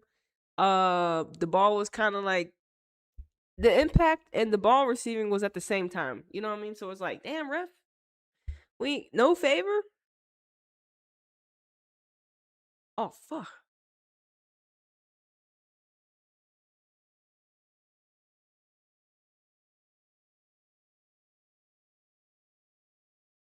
There it is. Still have a goal to breathe with.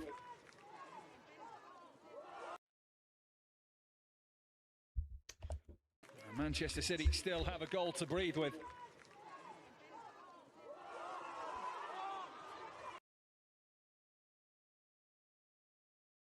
And you can even see like the way Hasegawa's position looks like the defender is on this side of Hasegawa, and the ball happens to go on this side. So I'm just like, how did the referee just let it play on. So I'm just like, damn, Hasegawa was down. And I'm not saying does Hasegawa, is she a flopper? Do we know her as a player that puts herself on the ground for lots of reasons? No. So I do feel like she got fouled, but it's unfortunate because the referee didn't think so. And this is what concluded into the third goal. Like, this one, that's why it sucked, because it was like, damn. Why? And then, like I said, why did it have to be an equalizer? I really thought City were done after this. I was like, fuck City. But I didn't know there was penalties, but still. They were up 2. They scored a goal in the 82nd, and then in the 90 fucking... Here's Nobbs for Newcastle. Actually hit the back of Murphy, but it might have worked out here. It is Murphy to try. Oh, it's deflected in! Newcastle United have saved themselves. A brilliant comeback from the WSL2 side. Well, fortune looked like it might have handed Manchester City the win earlier in this half, but fortune has helped Newcastle out here. Firstly with that, Murphy intercepting her own teammate's pass, and then I think it takes a deflection on its way through and past Kiara Keating. And the full-time whistle goes. And remarkable scenes. They have come from 3-1 down to take a point and force Manchester City to a penalty shootout. It is Hales, and she scores.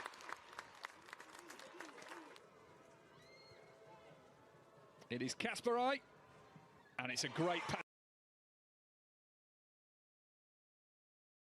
And also, let me talk my shit, because, you know, I haven't given Kirsten a lot of heat and how they've been using her archetype.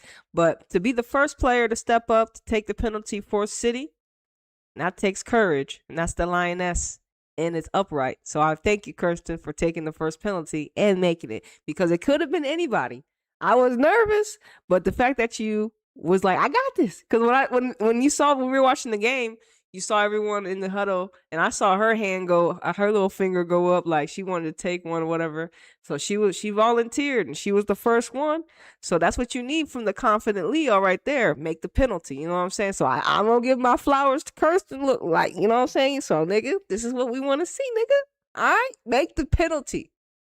Make it with it really crucial. First penalty, that takes. I gotta give my flowers to that. I'm a like path one. I be the first one to do some shit.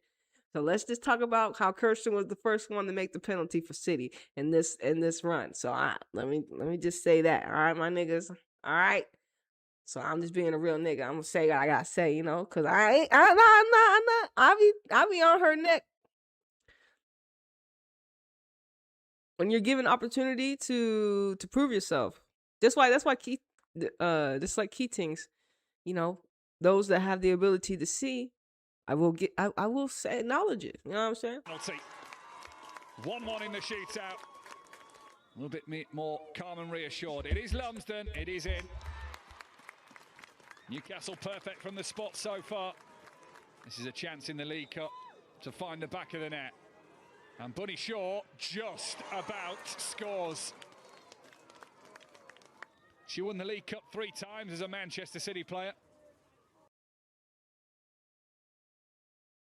Bro, they skipped from 3 to 6. Nigga, how y'all gonna be skipping on the penalties? Come on, Man City Plus. Come on, Man City is capping. Let me roast them real quick. Did you see how it went from 3 to 6, nigga? How you miss all the 3 penalties, nigga? You can't just do shit like that. What is this, City? Nigga, you was like, fuck, they made so many penalties, we had to edit them out. Nigga, what do you mean? Nigga, come on, nigga. Let's just make sure this is proper. Nigga, did they just skip 3 penalties?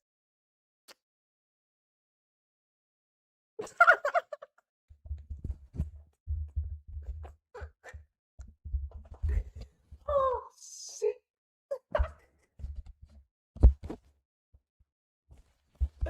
Not them skipping 3 penalties because they were like, oh, no, y'all made too many. Let's see where it jumps from 6 then after this. This is crazy, City. Y'all crazy for that.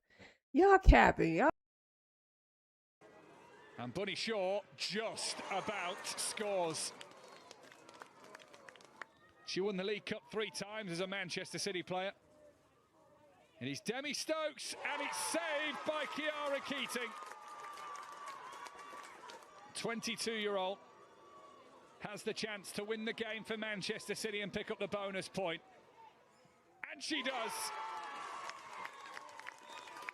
A perfect penalty from Laura Bing. Nigga, they jumped right to the end. They went from the 3 penalties made to the right to the end. City, come on now. Y'all, why not show all the penalty makes? City made all their penalties. We wanted to see all 7 made penalties. And y'all gave us 3, and then y'all gave us the last one. Y'all gave us 4 penalties out of the 7 made? Come on, City, what is that? Listen, we calling out City right now. What is that? Who told y'all to edit the 4th penalty make, the 5th penalty make, the 6th penalty make? Who told y'all? Yeah, we don't need to fucking, let these niggas know like who made the 4th, the 5th, and the 6th to even get to the 7th where it actually won us the game. Who did that? I'm sorry, City. Let's come for their neck. Like really? Logically? Come on. Is that like who was like, nah, we ain't need to do that? Who signed off on this editing? Like, come on now, y'all capping, right? Y'all capping? They're like, them bitches made too many penalties. We're not gonna edit all this. Y'all crazy. Let's give the flowers to all the penalty makers, cause that's crazy how y'all did them.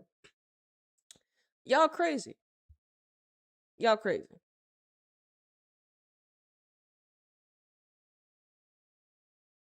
I can't believe they skipped all the penalties.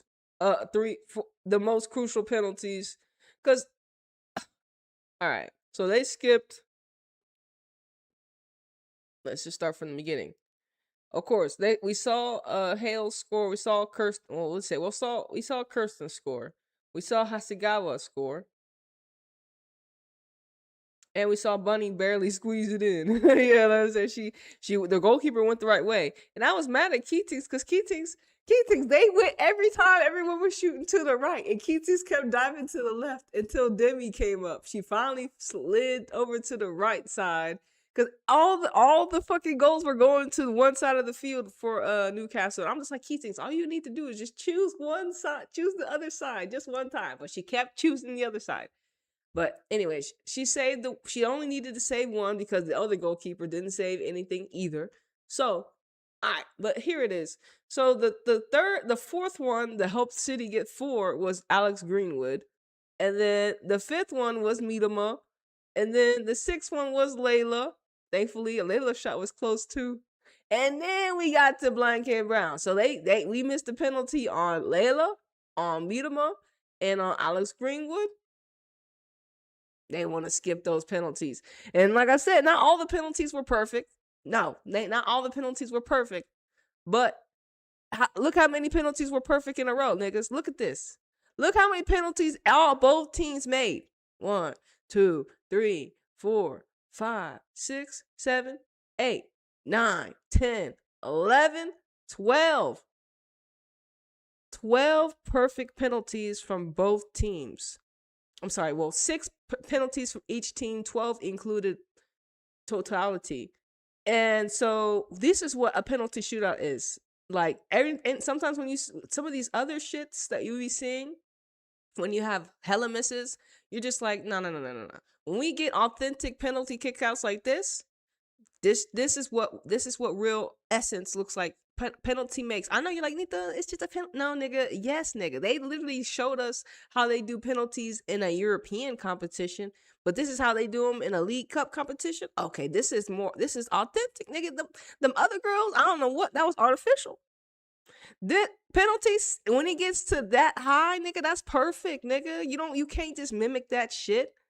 You can't, and like I said, not all the goals were perfect to make the penalty, but damn near they all were. 6 aces in a row for both teams.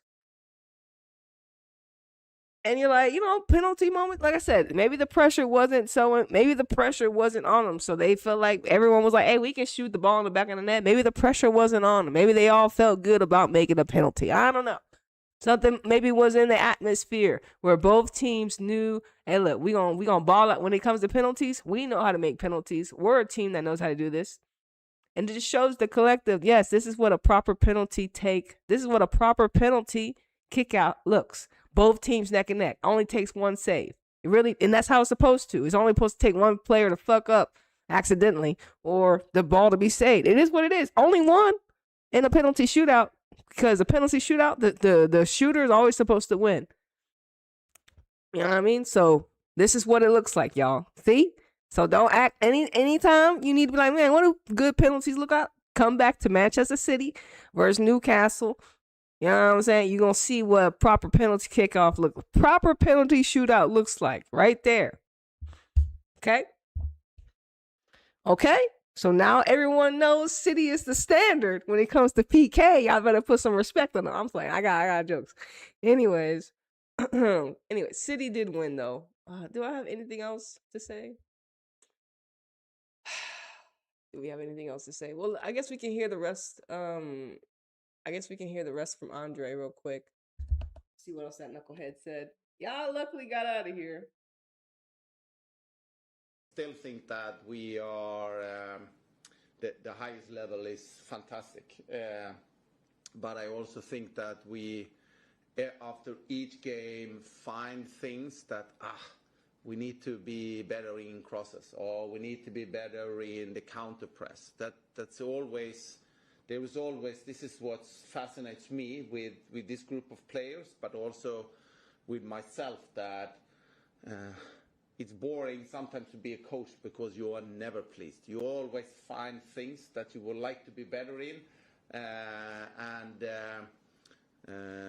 but it's also driving the development. And with that said, I definitely think that we are pleased with a lot of things that we have done, and we have come longer than maybe I expected so far, but we definitely have a couple of more levels that we will try to achieve in the coming month. And just going back to the injuries, when you kind of first talked about Lauren Hemp, you said it was maybe she was out for a couple of weeks. Obviously, it's been a bit more than that since then. So kind of, can you give us any update, any specific time scale, any details about when she might be back?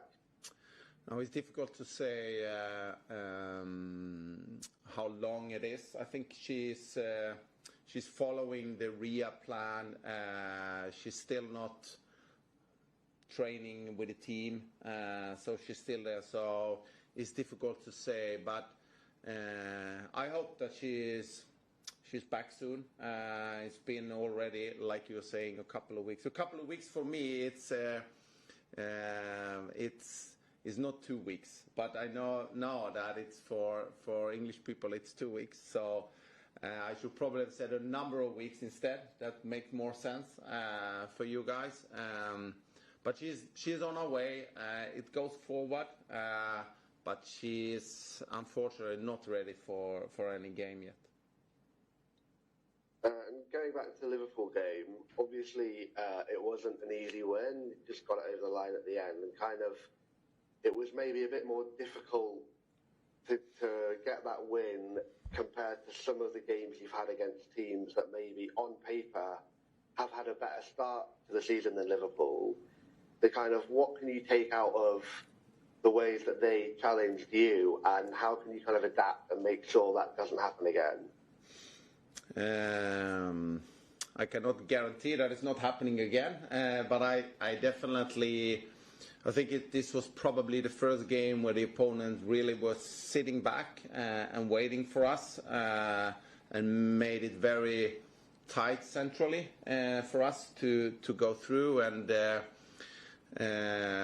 we were struggling of creating scoring chances. I think in the first half we had a couple of where we might have been able to have some better finishes in that, but in general I think it's the ability to break down opponents that is sitting low and finding ways to overload them on the side and getting more numbers in the box. And so I think it was a good, I'm not saying test, but it was a good opportunity for us also to see, okay, so when teams is really sitting low, what kind of pictures are we getting then, and how can we utilize them better than we did, or maybe earlier than we did against Liverpool. And just finally from me, Kirsten Kasperai had an interview come out this week, and she kind of spoke about how she thought, everyone needs to be a bit more empathetic, and kind of how she tries to bring that into the team. Kind of, would you say that, having that empathy is an important part of your coaching? Because obviously, there's some different methods in terms of that. Some people prefer to have, slightly maybe more abrasive ways of interacting with players and stuff. So would you say that kind of you carry that empathy in your...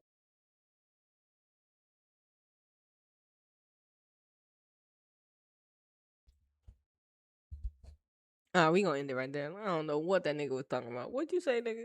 You flunked out. All right, let's go on to Twitter real quick to see what the collective has to say about City's match real quick, because you already know. We want to know. I want to know. We wrap up here.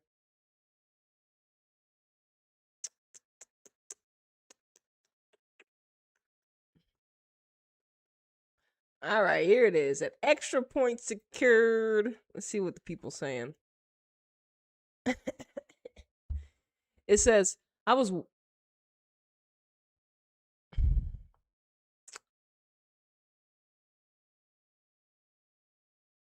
Yeah, let's go. Good game, girls. We should have finished it in regular time, but the girls played really well. Let's keep the momentum going.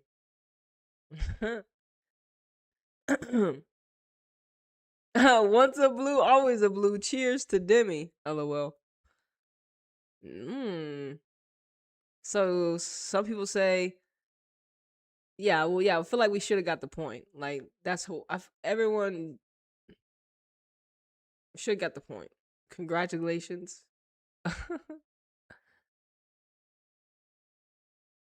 People were they didn't, on paper, we look at Newcastle as a second tier team, because they are, and a ninth place team. So you're like, how are they challenging City?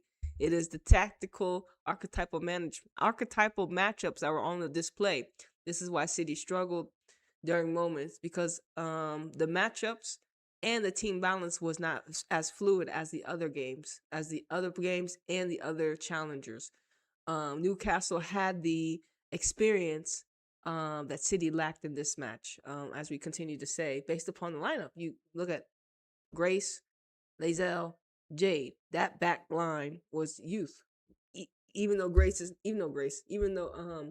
Jade is not from England. This is her first damn near first professional team. And Lazelle and Pryor. Lazelle doesn't have as many minutes as Pryor does, but Pryor doesn't have as many minutes as a lot of the other players. So what is that? Like I said, the Keating save one penalty doesn't make her a good co-player. Wow. Some people look at the goal. So that Keating saved one penalty doesn't make her a good keeper. Emotions aside, just sell her, please.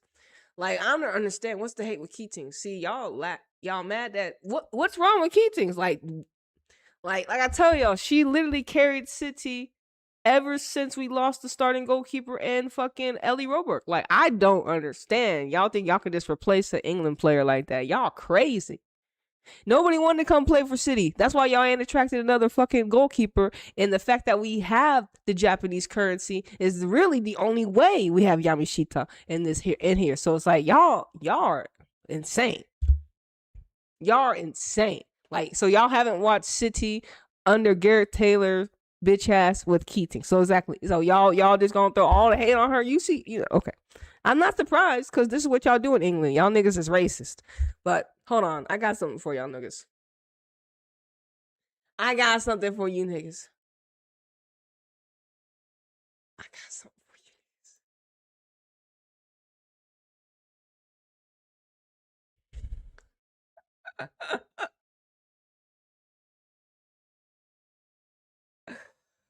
One of my favorite videos, niggas. One of my favorite videos for y'all niggas.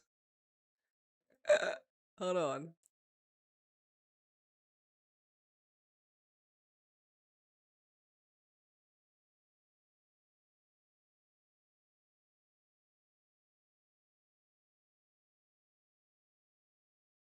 Did you stay on the phone long enough to even speak to someone? That's the thing. Okay, but they wouldn't do that though. They wouldn't do that. You should have spoken to the.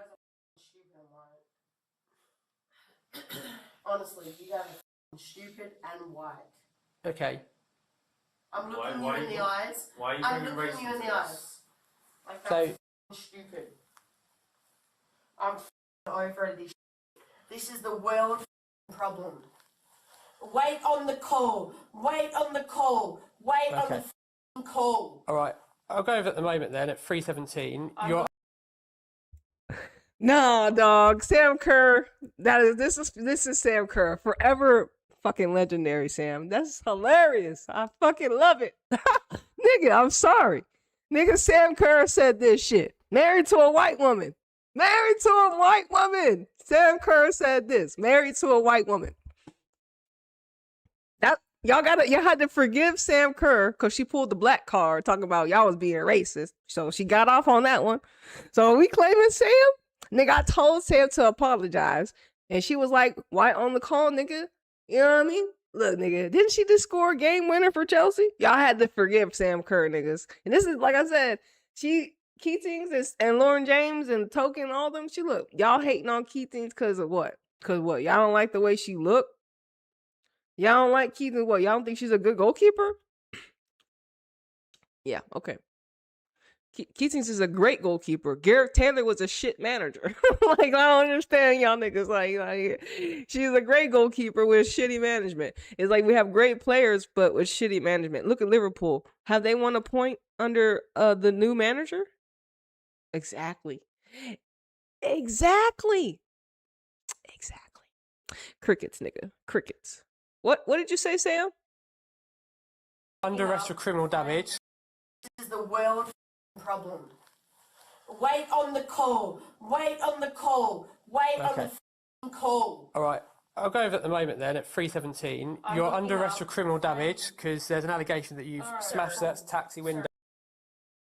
And then goes on to read her rights. You're under arrest. So it's so funny. Nigga, you pulled up on Sam Kerr, nigga. Emma Hayes got up out of the Chelsea. He's like, I don't know. Y'all call Sam Kerr saying that white shit? Oh, fuck. Get me out of here, nigga. America was like, perfect, Emma Hayes. We have a job for you. Emma Hayes like, I gotta leave, man. I can't have this on my background. Emma Hayes got the fuck up out of Chelsea when she saw this video. She was like, fuck, Sam. How you gonna say this shit, Sam? Nigga, how you... Oh, fuck. Sam said all this shit married to a white bitch. I'm just saying. She said all this shit, nigga. And like I said, you understand who she's talking to. She's talking to a white man. So in essence, you kind of fuck with Sam because you're like, yeah, that kind of makes sense. Y'all are the reason why this shit fucked up. White on the call, nigga. White on the call, nigga. Like, and the fact that it's in her accent, though, makes it even more hilarious. So, like, this will forever be GOAT Sam Kerr, nigga. Like, so Sam Kerr has literally staked her claim in greatness, not for her football, but for this shit. Like, literally, nigga, for this shit, nigga. Like, this is the GOAT Sam Kerr. Not the goals, not the backflips, none of this shit. This. And I know a lot of y'all niggas is like, she was being racist, nigga. Nah, nigga. You think white on the call, you know what I'm saying? Y'all the reason what's wrong is racist? Y'all don't know what the fuck racist is, bitch. Y'all don't even know what racist is if you think this is racist, nigga. You know what I'm saying? And y'all niggas are so weak and petty. Y'all was like, nah, fuck Sam Kerr, whatever. I was just like, nigga, y'all don't even know, nigga. Y'all over here shitting on Keatings for what? If Keatings ever said white on the call, y'all would have been called her whatever y'all already call her right now. Damn near Bunny had to leave matches and had to not play matches because of how fucked up y'all were on the football field to her at an Arsenal. Like I said, so Sam Kerr happens to say something that, you know, is true. And y'all over here, white, you know what I mean? So I'll forever mirror this. I'll always let y'all know what Sam Kerr said. Wait on the call. Wait on the call. Wait on the call. All right. I'll go over at the moment then at 3:17. You're under arrest for criminal damage because there's an allegation that you've smashed that taxi window. You're also under arrest for racially aggravated public order for the comments that you've said. So the reason, that's fine. The reason for your arrest was for a prompt and effective. She don't give a fuck. She's Sam fucking Kerr, nigga. White on the call, nigga. What did y'all do? What did they do to Sam Kerr? She was found not guilty, nigga. All she wanted to do was play football, type shit ass nigga. You know what I'm saying? And what could y'all do to Sam Kerr? Nothing. She's too protected. She's married to a white. She's not just married to any white. It's a Mewis. And Mewis sisters connected. Them USA girls, they connected, nigga. So she got protection. Nigga, you ain't just fucking with any Australian, and she ain't just fucking with any white. So, hey, look, she protected, nigga. What you gonna say, nigga? What she say white on the call and she didn't lose her job? Nigga, Sam Kerr, that nigga. Oh, Sam Kerr, that nigga. She say white on the call and still got to play her job. Nigga, she didn't lose shit. But gain support. I fuck with Sam Kerr. Like, I always did, but this is her true feeling. I do feel like, but like I said, she was talking to a white man. Remind you, she was talking to a white man. So, like, in her eyes, and even in your eyes, the fact that she was talking to a white man was like, you could honestly actually see where cause you're like, yeah, unless you a white man, you're like, fuck, nah, neither, I don't agree with that. Unless you a white man, you like, you know what I'm saying? She was talking to a white dude. So, look, what you gonna do, nigga? You can't do shit. White on the call, nigga. Call them. Hey, look. So what else y'all had to say? Anyways, big win. That's what I'm talking about. Big win. Wow. Sell that clown called Keatings. Wow. So y'all some hating ass niggas. I don't understand. I don't. But we should have won. Like I said, the first goal, you saw how the first goal was given.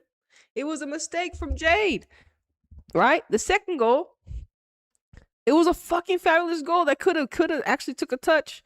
The third goal, Hasegawa got fouled, nigga. What the fuck you want Keatings to do, nigga?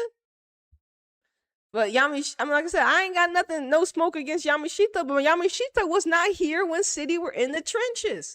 And neither was Andre, bitch ass. So all y'all niggas. None of y'all niggas was with City when we had bitch ass Garrett Taylor. I don't want all y'all niggas see, and that's the good thing about that's the good thing about fucking with teams that actually are not like the Chelseas or the Barcelonas, that actually have ups and downs. You get to see the players that stick around through the trenches, and then they get cast aside like they didn't contribute when they were suffering under the Gareth Taylor era. And then we get a new manager, and now we got all these new players, and they're getting the opportunity to shine because they weren't here with the other goal. They weren't here and they don't have film from the prior coaching staff to give the new coach the tips and pointers on how they are good or how they are bad. The coach actually has to see them because they don't have their own opinion. But coach can go back and look at Keating's film and see, well, she made this mistake, she did that. But she was with City since Ellie left, nigga. Or she probably been here since with Ellie. Or I don't know when Keating's pulled up, nigga, but she was the keeper, nigga. She was City's keeper over these last 1, 2, 3, 4 years, nigga. I don't know about you, nigga. And she an England girl, so I don't know where the smoke is at. So that's why Keatings will always be protected under the guise of being an English girl and being Manchester City's goalkeeper through the trenches, nigga, and being young at her age, bitch. And she a Libra gang hoe, so she balanced in this hoe. So y'all, and you know what I'm saying? Y'all just be hating ass niggas anyways. But she did get the start and she did get the win, bitch. Even if it did come in uncertain, even though it did come, you know, with penalties and stuff like that, she's still the winning goalkeeper. And she had to make the fucking save. Nigga, what the fuck wrong with y'all niggas? Y'all better give Keatings her fucking flowers in this bitch. The slander of y'all niggas on y'all keyboards. Oh, weak ass, bitch ass, hoe ass niggas. You know what I'm saying? You know, get a fucking life. But anyways, anything else? Hey, bro, I watched do y'all want to watch? Nah, I can't. I'm on YouTube. I forgot I'm on YouTube. But last night, Tigers won last night, and we had some red cards. It was scrappy. Ladies was fighting last night, nigga. Jackie, is Jackie's birthday? No way, it's Jackie's birthday.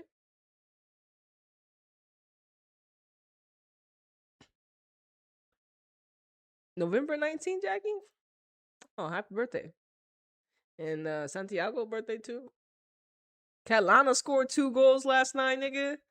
Catlana was on fire, nigga, last night. Let's see, we got any film? Y'all got some film or it's just like a little animation? Catlana was cooking Atletico. And then Atletico had some players. Yeah, we had Catlana, Jenny, Maria, and our Brazilian Jennifer. Let me see. Is Catlana this in English or is it in Espanol? Let's see.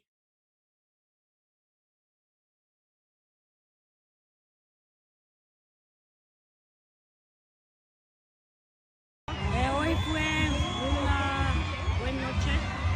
Estoy muy orgulloso para jugar por este equipo y mi primera gol fue una contraataque.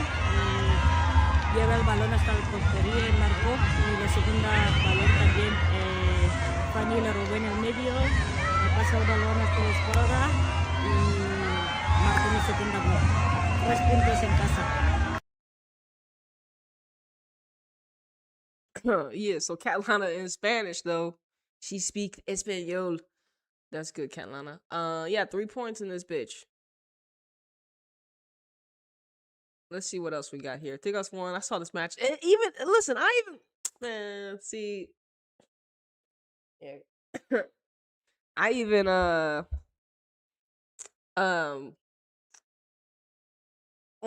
watched both matches. I watched the Club America versus Tigos match, and then I watched, of course, this match as well. And even the Club America match. Yo, it was scrappy after this game, bro. I mean, I can't even. Let me see. Red card, nigga.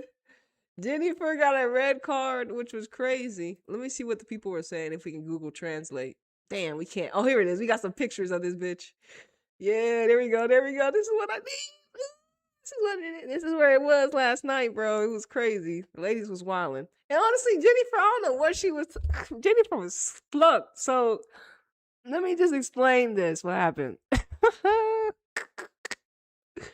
So,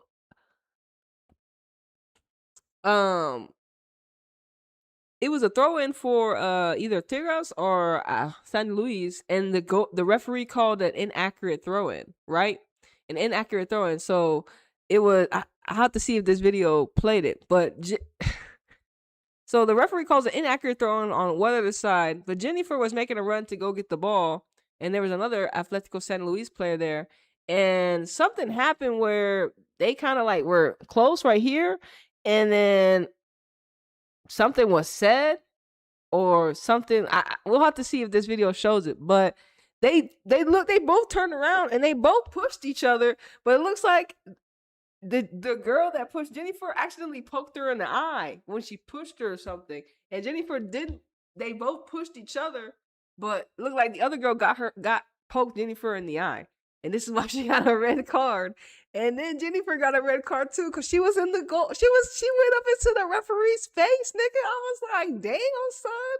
I was not expecting her to do all that wildness. So let's see what this is gonna show us.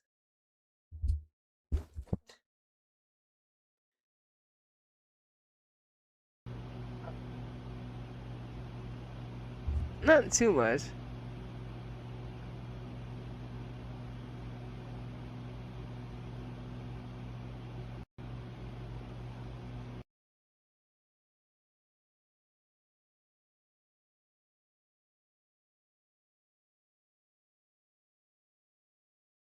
You actually got to go back and watch it. But it was, you needed to see the scrap.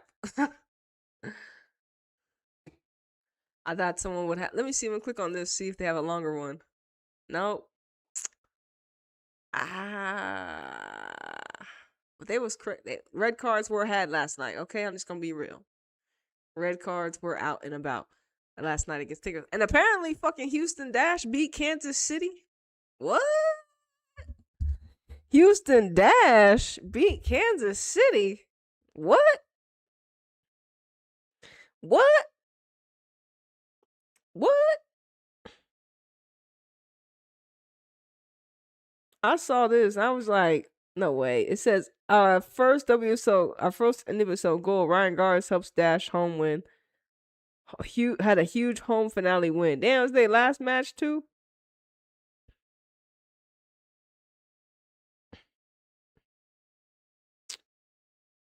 Are Houston in the playoffs? And she scored in the 69th minute. I'm done. Are Houston Dash going to the playoffs? And I heard, I don't want to be sure if this is true.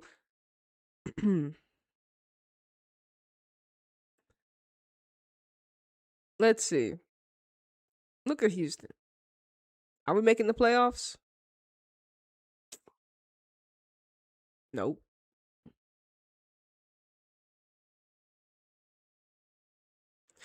Kansas City current 62 points. They've only lost 3 times. Then Washington Kang Spirit. Then Jackie and Barbara Banda. You got Me Official, Seattle. You got the French San Diego Wave, the manufactured Gotham. The Sophia Smithless Portland. And you got Canoe out here, right, at racing. I think they got the Brazilians. Manufactured North Carolina. Artificial Houston. Oh my goodness. They sold Alyssa Thompson bitch ass to Chelsea. Utah Royals sold their fucking best talent to fucking bitch ass. Kansas City Current and Setnor. Bay FC, scandalous bitch ass nigga with they coaching. And damn, Chicago Stars missing Mal Swanson.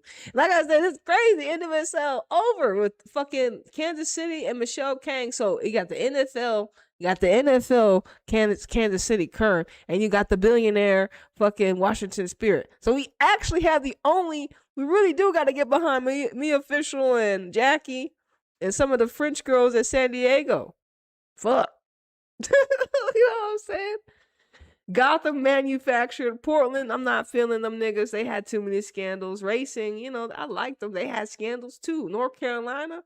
Who did what's her name? Damn, what's her name? Gotham got Jaden Shaw now. But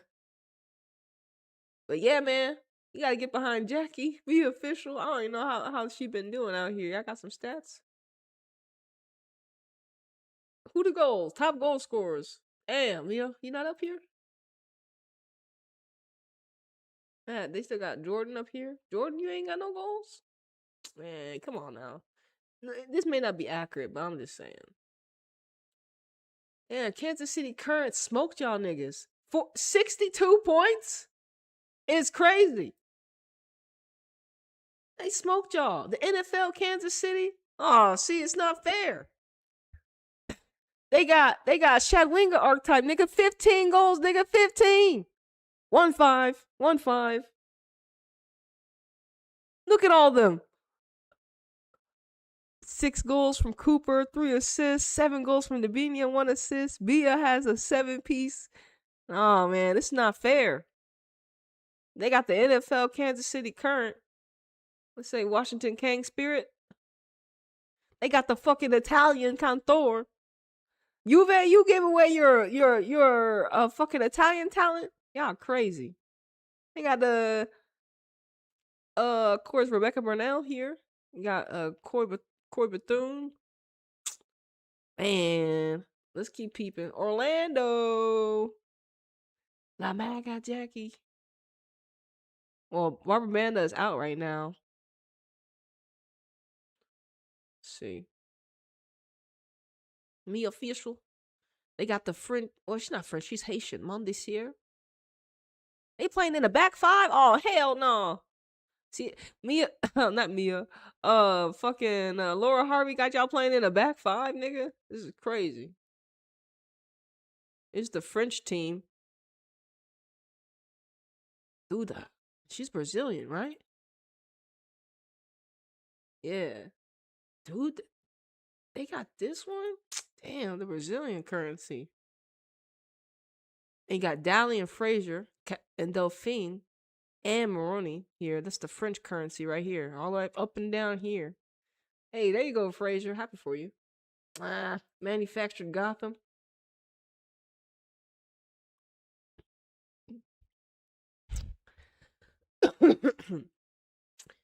Wow.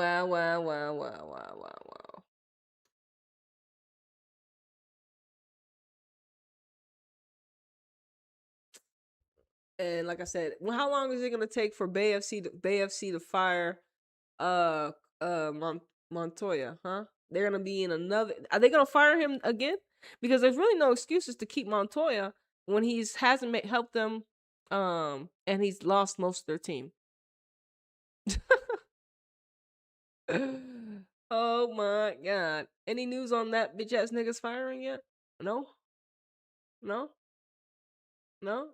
No, y'all ain't fired that nigga yet. I guess y'all will eventually. Is there anything else I want to see? We're 2 hours deep. 2 hours in. I thought I saw what was it, CONCACAF, some shit like that? No, not that one. Something right here. Here it is. CONCACAF. Let's see.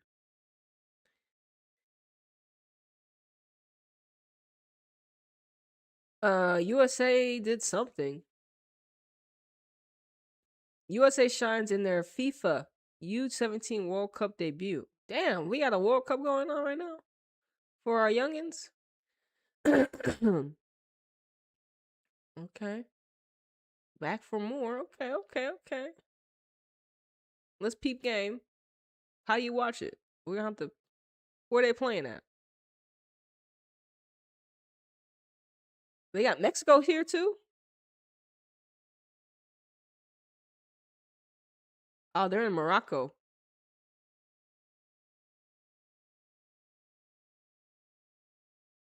So we got Canada, Costa Rica, Mexico, and United States.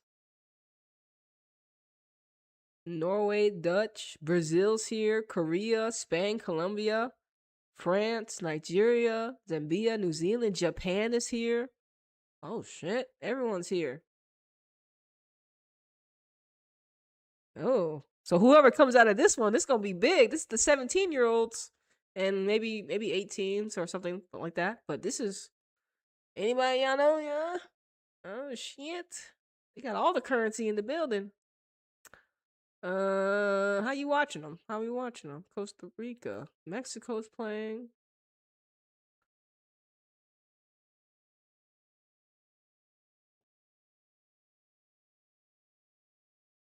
But I really wanted to see the CONCACAF Women's Cup. I guess on football would do that better.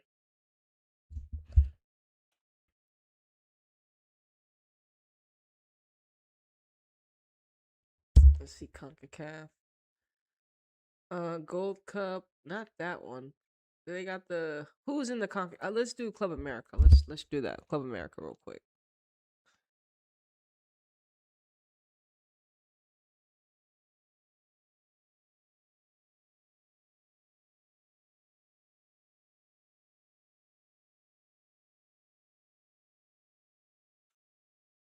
Let's see. Because isn't Pachuca in the tables? Let's see. Who is it? Is this them? No. Yeah, here it is. This is what I'm looking for. CONCACAF. There we go. That's what I'm looking for. So, is it true that it's over? No. By round?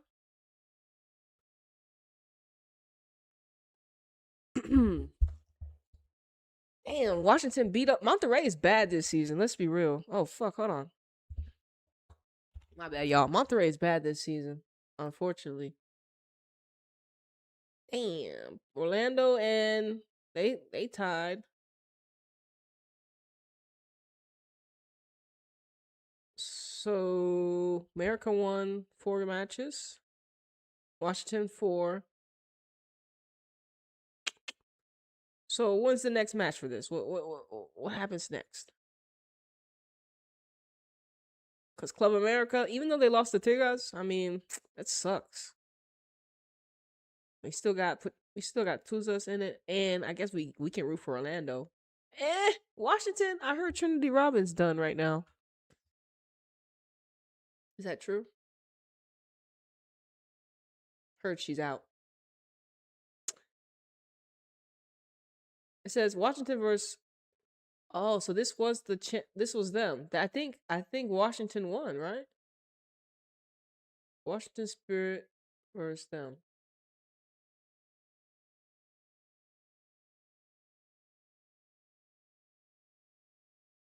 Oh, just to win Group B. Okay, so it wasn't like okay. I was tripping because I didn't know. Okay. Damn, they lost 3-2. Okay, so they're still in the fight. All right. I thought when I saw them win against Monterrey, I was like, damn, I hope this wasn't the final. But it's just the group stage match still. Hey, hold on, you can watch that at UK. Hold on. Is this how y'all watching the games now? Okay, not the peep game.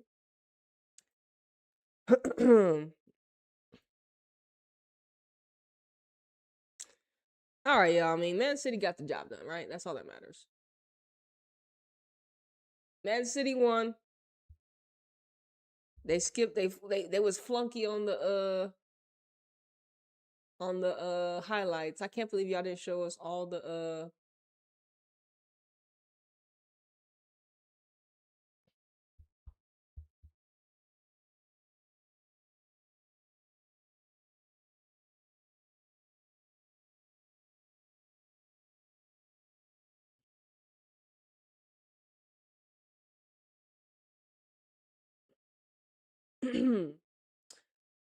Oh, one more thing. Let's look at one more thing when it comes to City, just to make sure.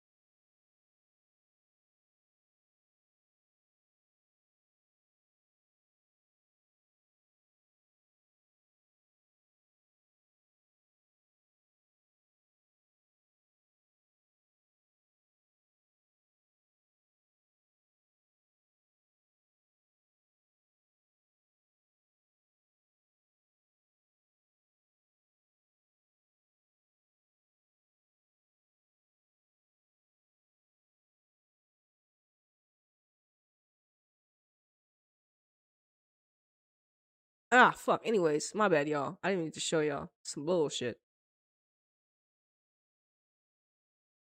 Let me show you again. I apologize. There we go. Once again, like I said, who are City's biggest ops when it comes to this? No one, really. Should win it. No cap. Let's look at City again. Let's see who they got. They got one more. Oh, look. They play West Ham again.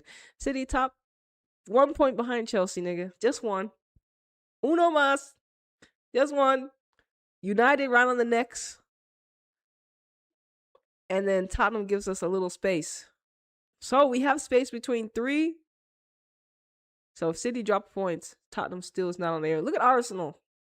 5th place, Arsenal. Cap, bro. Arsenal trash. London City Lionesses is in hand with Arsenal. Just one match. Who they drawing against? Y'all drew against United 0-0. Aston Villa. So West Ham United is at the bottom of the table. So City play them.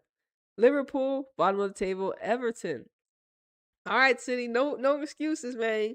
So Chelsea bitch ass niggas. What y'all got going over here? Chelsea play London City. Michelle King probably like, man, don't squash. Yo, Michelle King and London City like this. Is this the first time they meet? Is this the first time they're gonna meet? Because this one's gonna have some little bro. But here's the only thing. Like, where is Cat Macario, fam? Where is this is the issue I have with Chelsea. Okay, this is the issue I have with Chelsea. Like, where is Naomi Girma? And where is Cat Macario? Because I don't like that. We have our top USA girls. Now they over here with y'all. And they not in the lineup, nigga. Like, was they in the lineup against Paris? Huh? Jesus. Where is Girma? Where is we got Alyssa Thompson out here. But where is Cat Macario? See, you know what? Cat Macario, you might have just come over here to go to City. You know what I'm saying? Nah, man, but where's Naomi? See, I just don't like our ladies playing for y'all ninjas, and then we don't have them on the bench. Where is Naomi? Cat Macario on the bench, nigga? Nah, Cat, you gonna have to go to another team. Fuck Chelsea. Nigga, they ain't gonna be playing you over Walsh, nigga. Nigga, you not even playing over Kira Walsh. It's crazy. Over Captain, this is crazy. Ooh, these girls. This is Cat Macario, nigga. The Brazilian American, nigga. They got Baltimore disrespectful playing as a fucking fullback. This is outright disrespectful. Chelsea is outright disrespectful. I mean, like I said, I'm not convinced, Chelsea. Y'all done snagged Alyssa Thomas. Man, it's crazy, bro. Paris, y'all got beat up, bro. 4 clean, 4 sweep. Chelsea. Hold on, let's look at one more thing. Hold on, I want to look at the USA lineup real quick. You know what I'm saying? Let's look at USA real quick because apparently they playing some games against Portugal. They City playing against Portugal. Hey man, Google Plus. Do I like what? So we gonna play Portugal and New Zealand, and then we gonna face it. Man, look at these ops though. Look at the ops. Portugal. Oh goodness. Who was everybody else playing? We having to play. Man, Portugal. I mean, Portugal. Nah, this ain't. New Zealand. I'm happy we gonna face Italy. We ain't seen them ninjas. When the last time listen, when we were watching Copa America 71, back in that time, they had the best player ever played, the best woman player. Back in 1971, the best player was an Italian for the women in the world. You believe that shit? Fun fact, if you didn't know. I don't know the Italian woman's name. I just know. Well, I don't remember how to say that. I don't remember her name. But apparently in 1971, when they was doing the World Cups in Mexico, the best women football player was an Italian. Can you believe it? I was like, okay, Italy. So everyone, and then it was an Italian that was the great player, and it ended up being the Norwegians that won the first World Cup, right? So now have time. Look how times have changed, right? The best player right now in the world is a Spanish woman. And the last person that won the World Cup was Spain, right? Yeah, Spain. Right? Yeah, because we had the Olympics with America and the Europeans. That's European nigga shit. You know what I'm saying? So yeah, technically.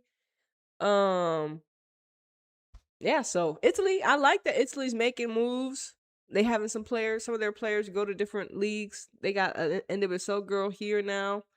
But yeah, Italy, this is probably their third season they're fully professional. And let's also peep game that Eniana Luku, she's invested in Como FC, and I believe they're still in the second tier, but they have we still root. We got some like foundation, like we have player built or player, what is it called? It's similar to like not the Gothams, like the Angel City stuff, but Como with any, you know what I mean?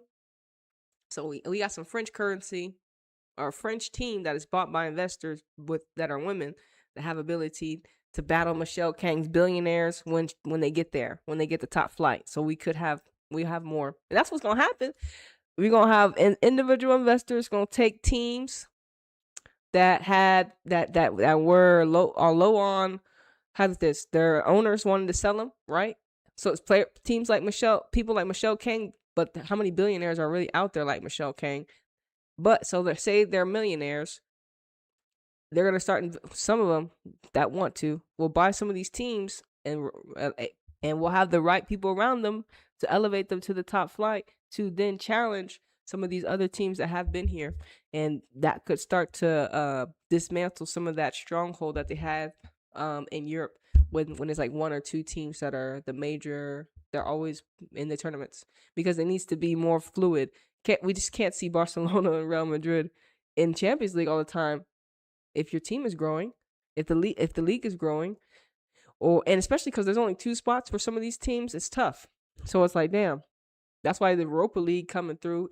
We talked about it, how it's gonna affect, how they're shaping it similar to the masculine. They have the Europa League and the men's league, even though they shouldn't be mimicking and following that. This is what we have, and ain't no telling if that's gonna be gate kept properly, which it will be. So this is still for Europe. This is for y'all ninjas over there, and the only way really for us non-Europe niggas or people that just want football, we're gonna have to see how we gonna tap in, or when we tap in to these certain leagues, because now it's not the I'm watching the Champions League for the women.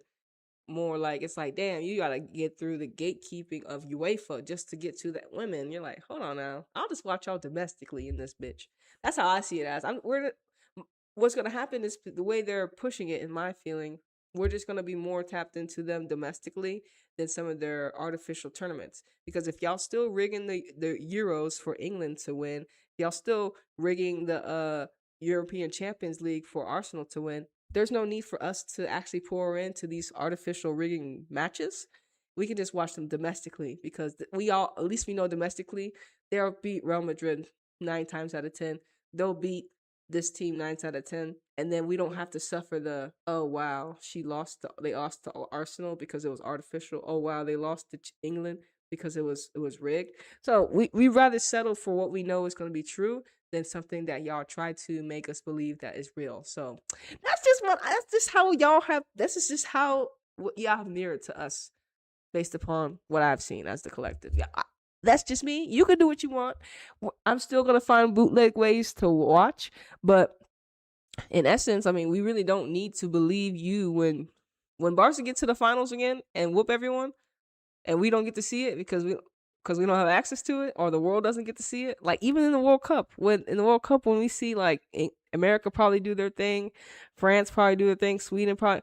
Well, I mean, the one, it's just like, it's crazy. Like, you try to tell me the World Cup is not on TV for everyone. I remember when they were buying rights. Now Netflix has the rights.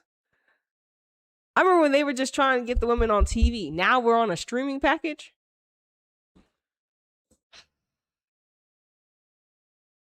We just gonna stick to them domestically. It is what it is. We'll stick to y'all. We'll stick to them domestically. It's the best route for us.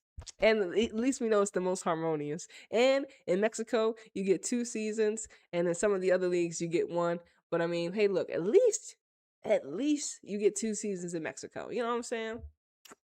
They winning. Everyone else, like, how come how come a league that has more teams than anyone has the ability to create 2 seasons when y'all can just get rid of y'all's league cup games and actually have 2 seasons yourself, right? Think about it. Because y'all even have lesser teams. So it would even actually work, right? More football for y'all as the observers.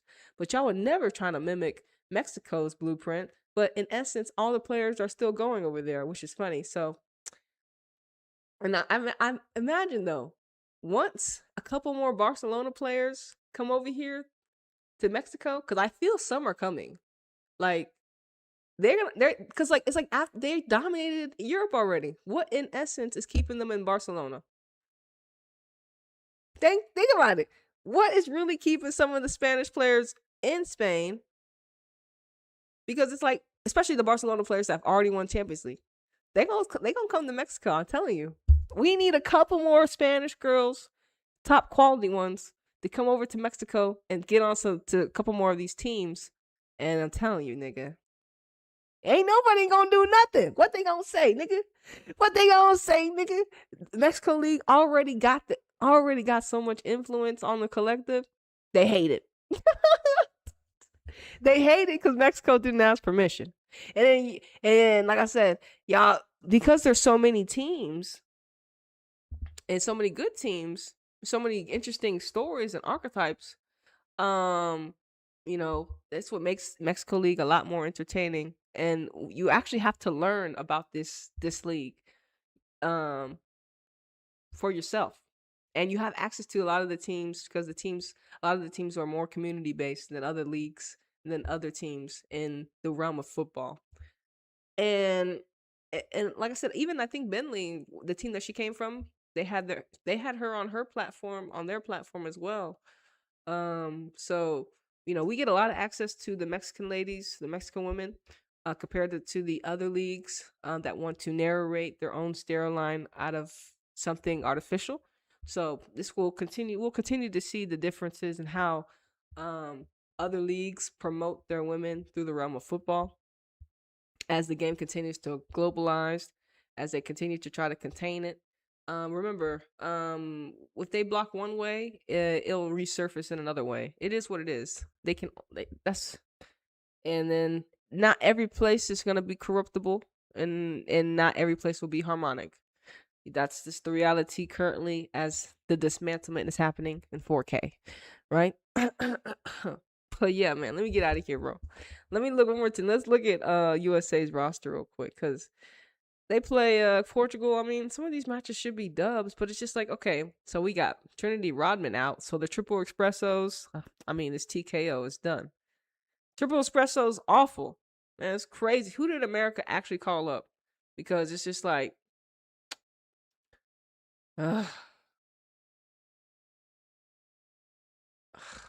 because it's just like, but these are the niggas they paying. These are the niggas they paying. These are the people that they got on their contract, because I think they gotta like. Here's the only thing about the differences between the women and for me, it's like, okay, so you get an opportunity to play. America calls you up, and you're a young girl, right? Say you're like a Jaden Shaw. Is Jaden Shaw on here? She contracted with America. Is this like a 4-year thing? Is it a 2-year, 3-year? You know what I mean? How does this happen? Like, or do you get a bonus when you get called up to America? Because that's my thing. It's like America should be an open pool to call up anybody, and you should get a bonus for getting you should get America check for getting called up, right? And is that how it works? So it's like, I get called up. I'm Jaden Shaw. I get called up to America. I get a check from USA Soccer consistently every time I show up, every time I get called up. Now that's my thing. It's like, I don't get paid from USA, because that's why it's like, when you pay to play. Like I want it where there's anybody can get called up and the money's okay for the ladies will get paid for their time. So you say I stay 2 weeks with America camp, I should get paid for the 2 weeks for America camp. And if I don't keep up my quality to keep getting called up, I don't get those checks because I'm not at camp. Isn't that how that works? Is that how it works? Or it's like, nah, we get paid even if we don't get called up because we get an America check. See, that's how fuckness happens. Because some of the players, you're just like, and like I said, for me, I haven't even tapped into the NWSL. So let's see who's on. Let's just see, just based upon USA's website, who are our American ladies? Because I don't even recognize half these women, nigga. Who are them's? Who are these? Who are them? Who are these people? Nigga. Okay, look at our goal. Okay, these are our goalkeepers. All right. Where's Jane Campbell in this bitch? So, first of all, outrageous. No Jane Campbell? Scandalous, nigga. She better than all these goalkeepers, nigga. Maybe not Joyce. Joyce is great, but Claudia Dickey and Mandy? Nigga, what about Jane Campbell in this bitch? Has any of these women won fucking goalkeeper of the year? That's right. The slander on Jane Campbell is crazy. So already capping on the goalkeepers, Emma. Already capping on the goalkeepers. Oh my goodness. Who is she? Two appearances. Look at them. 3 appearances. 4 appearances. 2 appearances. Are y'all serious? The current roster, nigga? So we ain't got no goalkeeper with at least over 5 caps, nigga. This is crazy. America ain't calling up no goalkeeper over 5 caps. Can we get a Jane Campbell in this bitch? But whatever, Emma. It's okay. We know you hate you. We know you don't fuck with Jane like that. She's too alien-like. Anyways, Jordan. I don't know where you play from, but you got, you know what I'm saying? Emily Fox. This is the Gotham girl.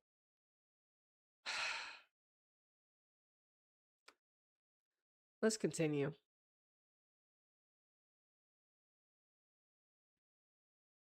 Tara. Avery. Emily Sams. Emily Sonnet, nigga. This is crazy, nigga. This is our current roster, nigga. This is our current roster? You gotta be kidding me, bro. Tara not even, oh my goodness. No, fam. Avery Patterson's not even a fucking defender. She's an offender. She scored, I think, one of the, like, this is crazy. She's not even a defender. Man, the whole back line, Sam Coffey, midfield. Where's Naomi Girma? Look at our back line, y'all. What the hell? America finna get cooked. What am I gonna put out here, nigga? We finna get cooked, bro. Oh my goodness. Rose Lavelle. Lindsay Heaps. Rose Lavelle still here, nigga? We still calling her Rose Lavelle. Olivia. Who is Sam? Jaden Shaw. At least we got Claire Hutton. Nah, nigga, this the current roster? Not black enough. Alright, so here's some darkness. Look at all these darkness right here. We got, and you think about it, right? Look at all our darkness right here. We got Lily Johannes. She a baller. Cooper, baller. Kat McCarroll, baller. Rodman, baller. Yasmin. Listen, Yasmin. Houston, you a baller. You just on Houston Dash, nigga. And then you got Emily Sears. Emily Sears. Emma Sears. You wish your name was Emily, nigga. Because you under the era of a Emma Hayes, nigga. Good luck, nigga. See if you get some more caps. Ali Setnor and Alyssa Thomas, bro. This is America? Nah, bro. I feel like it's been... Bro. Where is the Mal Swansons and the Naomi Girmas? And the Olivia, the Sophia Smiths. Bro, America's not what it is, bro. I'm just gonna be real. Is this America built to last? Where's Baby Thompson at least? Where's Baby Thompson? We ain't got no Baby Thompson out here either. This is crazy.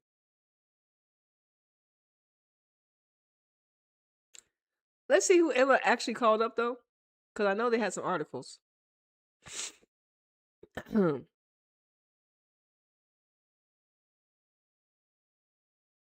Okay, here it is. Is this it?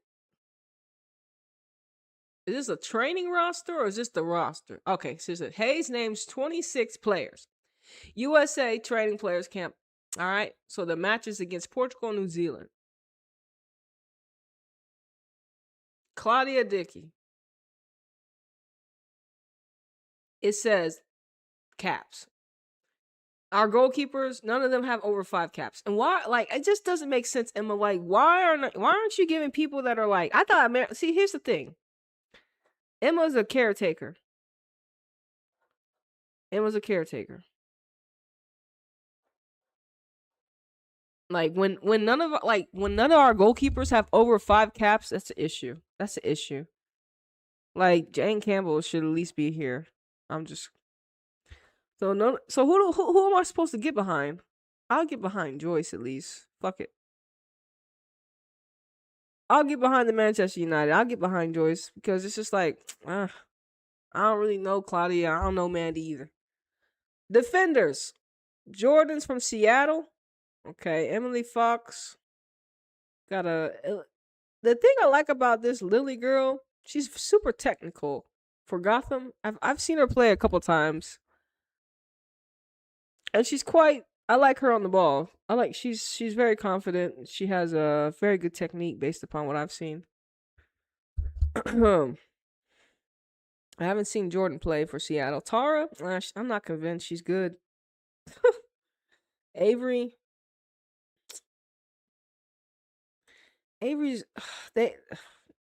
she playing out of position, nigga. They gonna convert her to a defender, but she's gonna be a more ball carrier defender. It's just not good when you're like an offensive player now being forced to play at the highest level for America as in a position that's not yours. It's just not gonna work out for Avery. I'm just saying. Emily Sams, we really ain't really seen her like that. Emily Sonnet is overrated and she's not good. And this Kelly, who is this Kennedy Wesley? 0 caps, nigga? I guess y'all are poor. It's just like, okay. You trying to tell me we don't have no other center back in the world? Who's the San Diego Way player? Okay. Sam Coffey, like I said, another systematic player. She's not that great. Lindsay Horan, she know where to play, bro. Stay out the way. She old and outdated though. Lindsay, she knew what she needed to do. She's a systematic player that's like a lot of these players are systematic players. A lot of their talent is average for what they look like. And I'm calling out players like that's why it's just like, okay, so who is technically our Naomi Girma for America in the midfield? It would be our Lilies. It has to be a Kat Macario. Well, I'm not Naomi Girma, when it comes to she's our best defender, and who's our second best defender besides Naomi Girma? Who is America's second best defender when Naomi Girma's not here? Y'all think these girls are it? And none of them have over 25 caps. Nigga. Emily Sana is trash. She's nowhere near Naomi Girma. That's why you see what team she plays for. Artificially created. Super Team Gotham that didn't work out.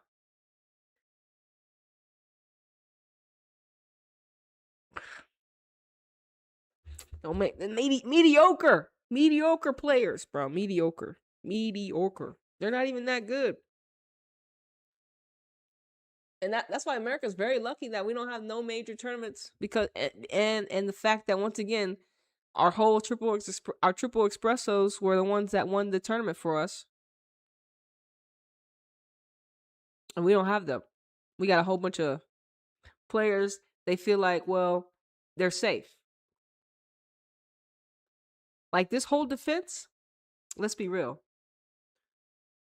This is not America defense. What is this defense? This is not an America. This is like the new. Are you trying to tell me this is like the new generation of our defenders?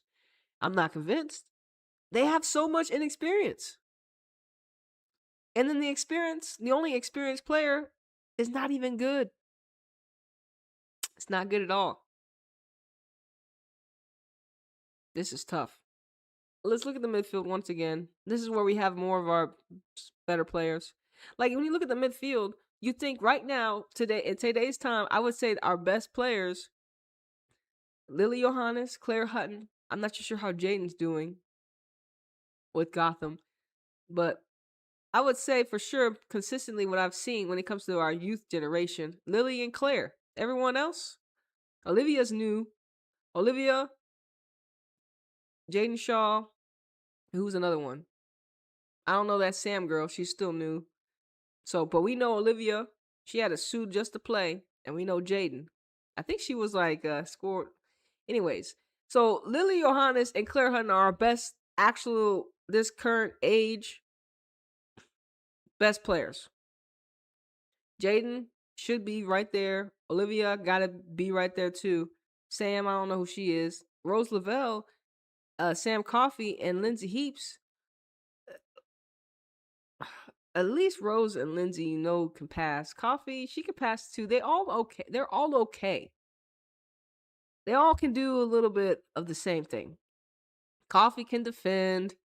Rose Lavelle can create. Heaps can create. You know what I'm saying? But nothing really kind of sets them apart. Rose Lavelle, out of those three, probably stands out. Rose Lavelle stands out of the elders over. Even though she don't, it's crazy. Even though Rose Lavelle doesn't have as many caps as Lindsay Horan because the way they played her. Think about it, the two different archetypes. But Rose Lavelle's the best elder archetype in this midfield. Besides, I'll pick Rose over Lindsay Heaps and Sam Coffey, and a healthy Rose Lavelle, a creative Rose Lavelle. So I would have a Lindsay, Johannes, Claire Hutton, and you could have a Jaden Shaw, but Lindsay, because you can have Claire just to make sure that in front of that back line is solid. That's going to free Lily to create a lot more, to be able to create. So it's just like having a Patry, but in reverse. You know how Patry is the holder for Barcelona, and she has, either Alexa or Aitana. Well, we can put Claire more of a defensive anchor, similar to Julie Ertz. And then we have like our Lily Johannes. And then who do we want next to Lily? Is it going to be more of a Rose Lavelle, another creator, or like similar to like a Kat Macario? That's what I would prefer. Like a Lily Johannes, Kat Macario, Claire Hutton type midfield. That's me. But Jaden Shaw, we don't really know. Is she a midfielder, attacker out wide? Is she like a what's her name? What's her name? Purse? Is she like a Purse, Jaden Shaw? You know what I'm saying? We know Olivia and Lily, they play midfield. Claire play midfield. Lindsay midfield. These are very centrally midfield players. But anyways, that's just me. And then you got Cooper, and here's the forwards. You got Cooper, Kat Macario, and like I said, the fact that Kat Macario is an attacker, a forward. Watch all the games she plays with. Where was she playing with Lyon, nigga? In the midfield. When Kat Macario came to Lyon, where was she playing? In the fucking midfield, niggas. And the fact that they have her, when she went to Chelsea, they made her an attacker to hold up the ball, which is crazy. So they think she's a midfielder. Now we have other players that shouldn't be getting. Sam Mesa, we can leave her alone and put Kat Macario in the midfield and scout another attacker. You know what I mean? Like, and that's the thing with these call-ups. It's like a lot of these players are safe. They are not radical. It's enough systematic players, enough Lindsay Heaps and Rose Lavelles, Emily Sonnets. You know what I'm saying? There's enough of these people, and then you have the essence, like, a lot of Coopers, the Cooper, the Rodman, the Johannes, and then you have the new age essence and artificial in some ways, like. So it's just like this America team. What? No Naomi Girma? I don't want to watch a team without Naomi.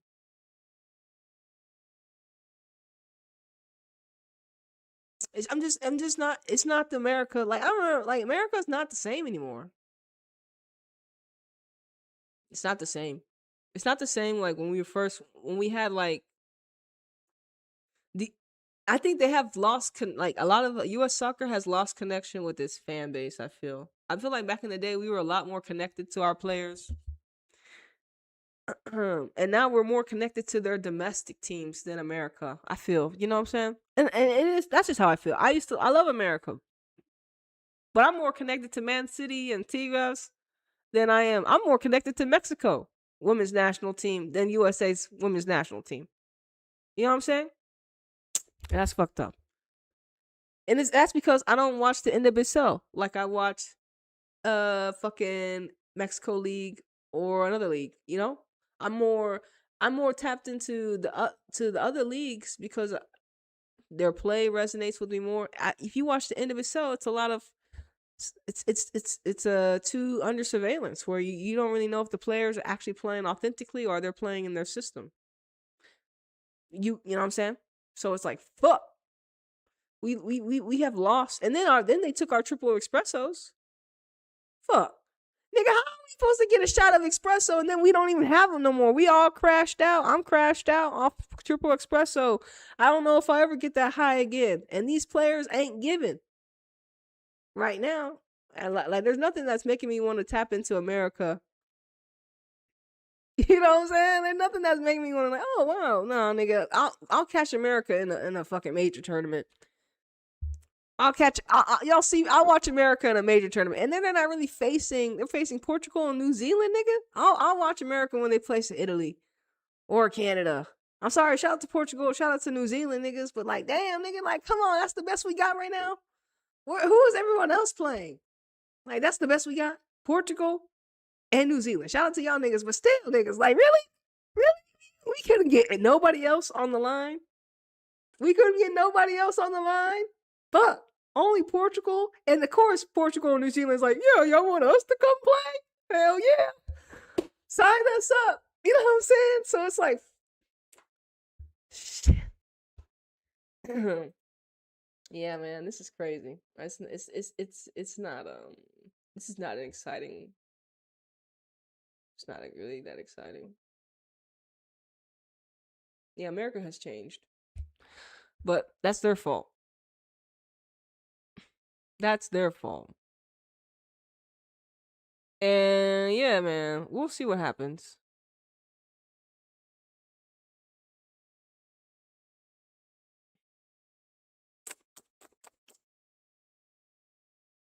Nah, nigga, we not convinced. So look, we got right here Germa, Crystal Dunn, Alex Morgan, Nair. This was the CONCACAF Gold Cup they created. Yeah, man.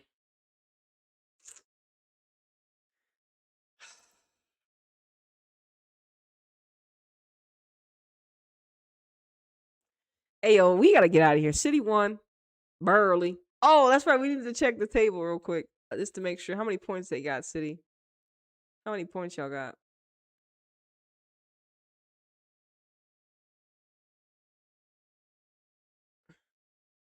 Table. Nigga, +4? Nigga, they only got +4. That's it. So they have to be nah, nigga. They only got a point, literally. So it was a draw. It was a draw. See? Wow. So yeah, it was a draw. City drew, nigga. They only won a point. So what was the point of penalties if they didn't get an extra? They said they got an extra point or they got a point. I'm confused. It says they didn't get. It says they still at 4 points. And Newcastle got a point. So yeah. It was a draw. Good riddance. So a penalty draw? Interesting. I'm confused on that aspect. That's confused. That's weird. Anyways, y'all. Thank y'all once again for tuning in. City won. Tigres won. Houston won. All my teams won. Well, actually, City didn't win. They drew. They got a point. That wasn't a win. That was a draw, nigga. So, yeah, man. Make sure y'all stay up. You know what I'm saying?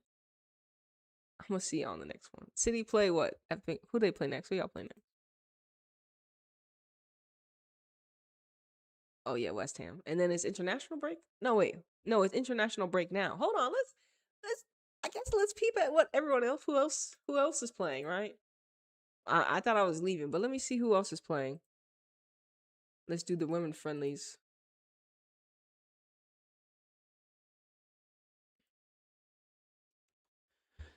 Oh, did y'all see Mexico?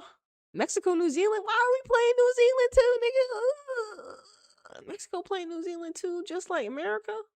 Is it cause they is it cause Mexico? Look, Mexico, like, yeah, New Zealand. Y'all play us, and then y'all go play Mexico. I mean, see, so they just switching niggas. Oh, not America. So Mexico's play New Zealand. Y'all better smoke them. All right, Italy, Japan. Oh shit. Italy, Japan, what y'all think about that? You think the Japanese is gonna cook Italian? That's an interesting lineup. I mean, that's an interesting match right there. Italy, Japan. Switzerland and Canada. Now that's with Casey Stoney and then we got some of our and look, Switzerland got some Barcelona players. Okay.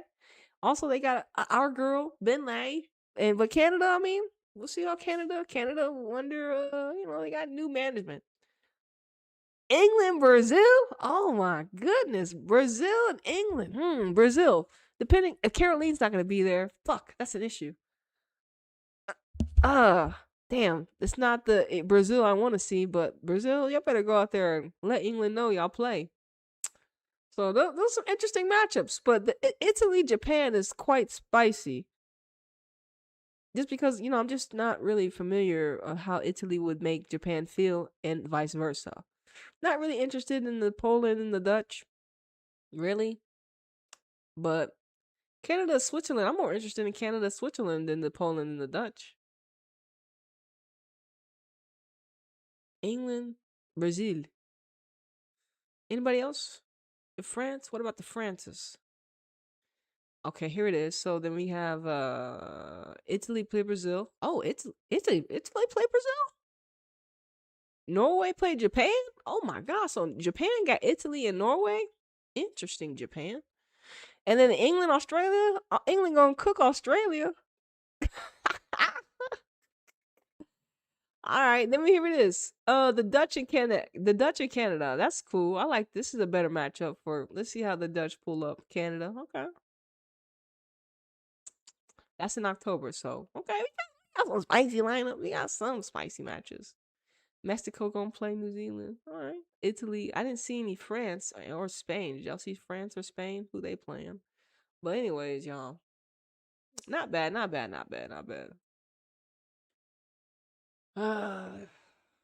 City. Will this season end in glory? I think trophy is going to get had. I just don't know which one. So, I guess we'll all be ready. I guess we'll all see it. I mean, this is how they were not last year, but the other last year before they lost to Arsenal, neck and neck with Chelsea all the way to the end.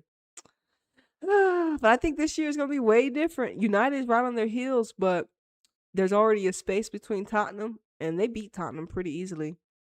And they already beat Arsenal.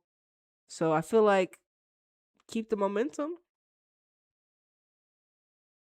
And Champions League should be back.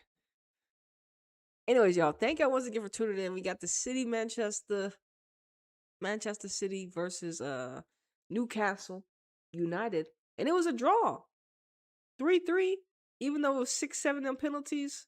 I'm not seeing any point differential because it looks like Newcastle got a point and City got a point. Level with fucking Nottingham Forest. So, I mean, what? A draw? So, did we narrowly escape, nigga? I guess on paper. But in the standings, it don't look like it. Okay.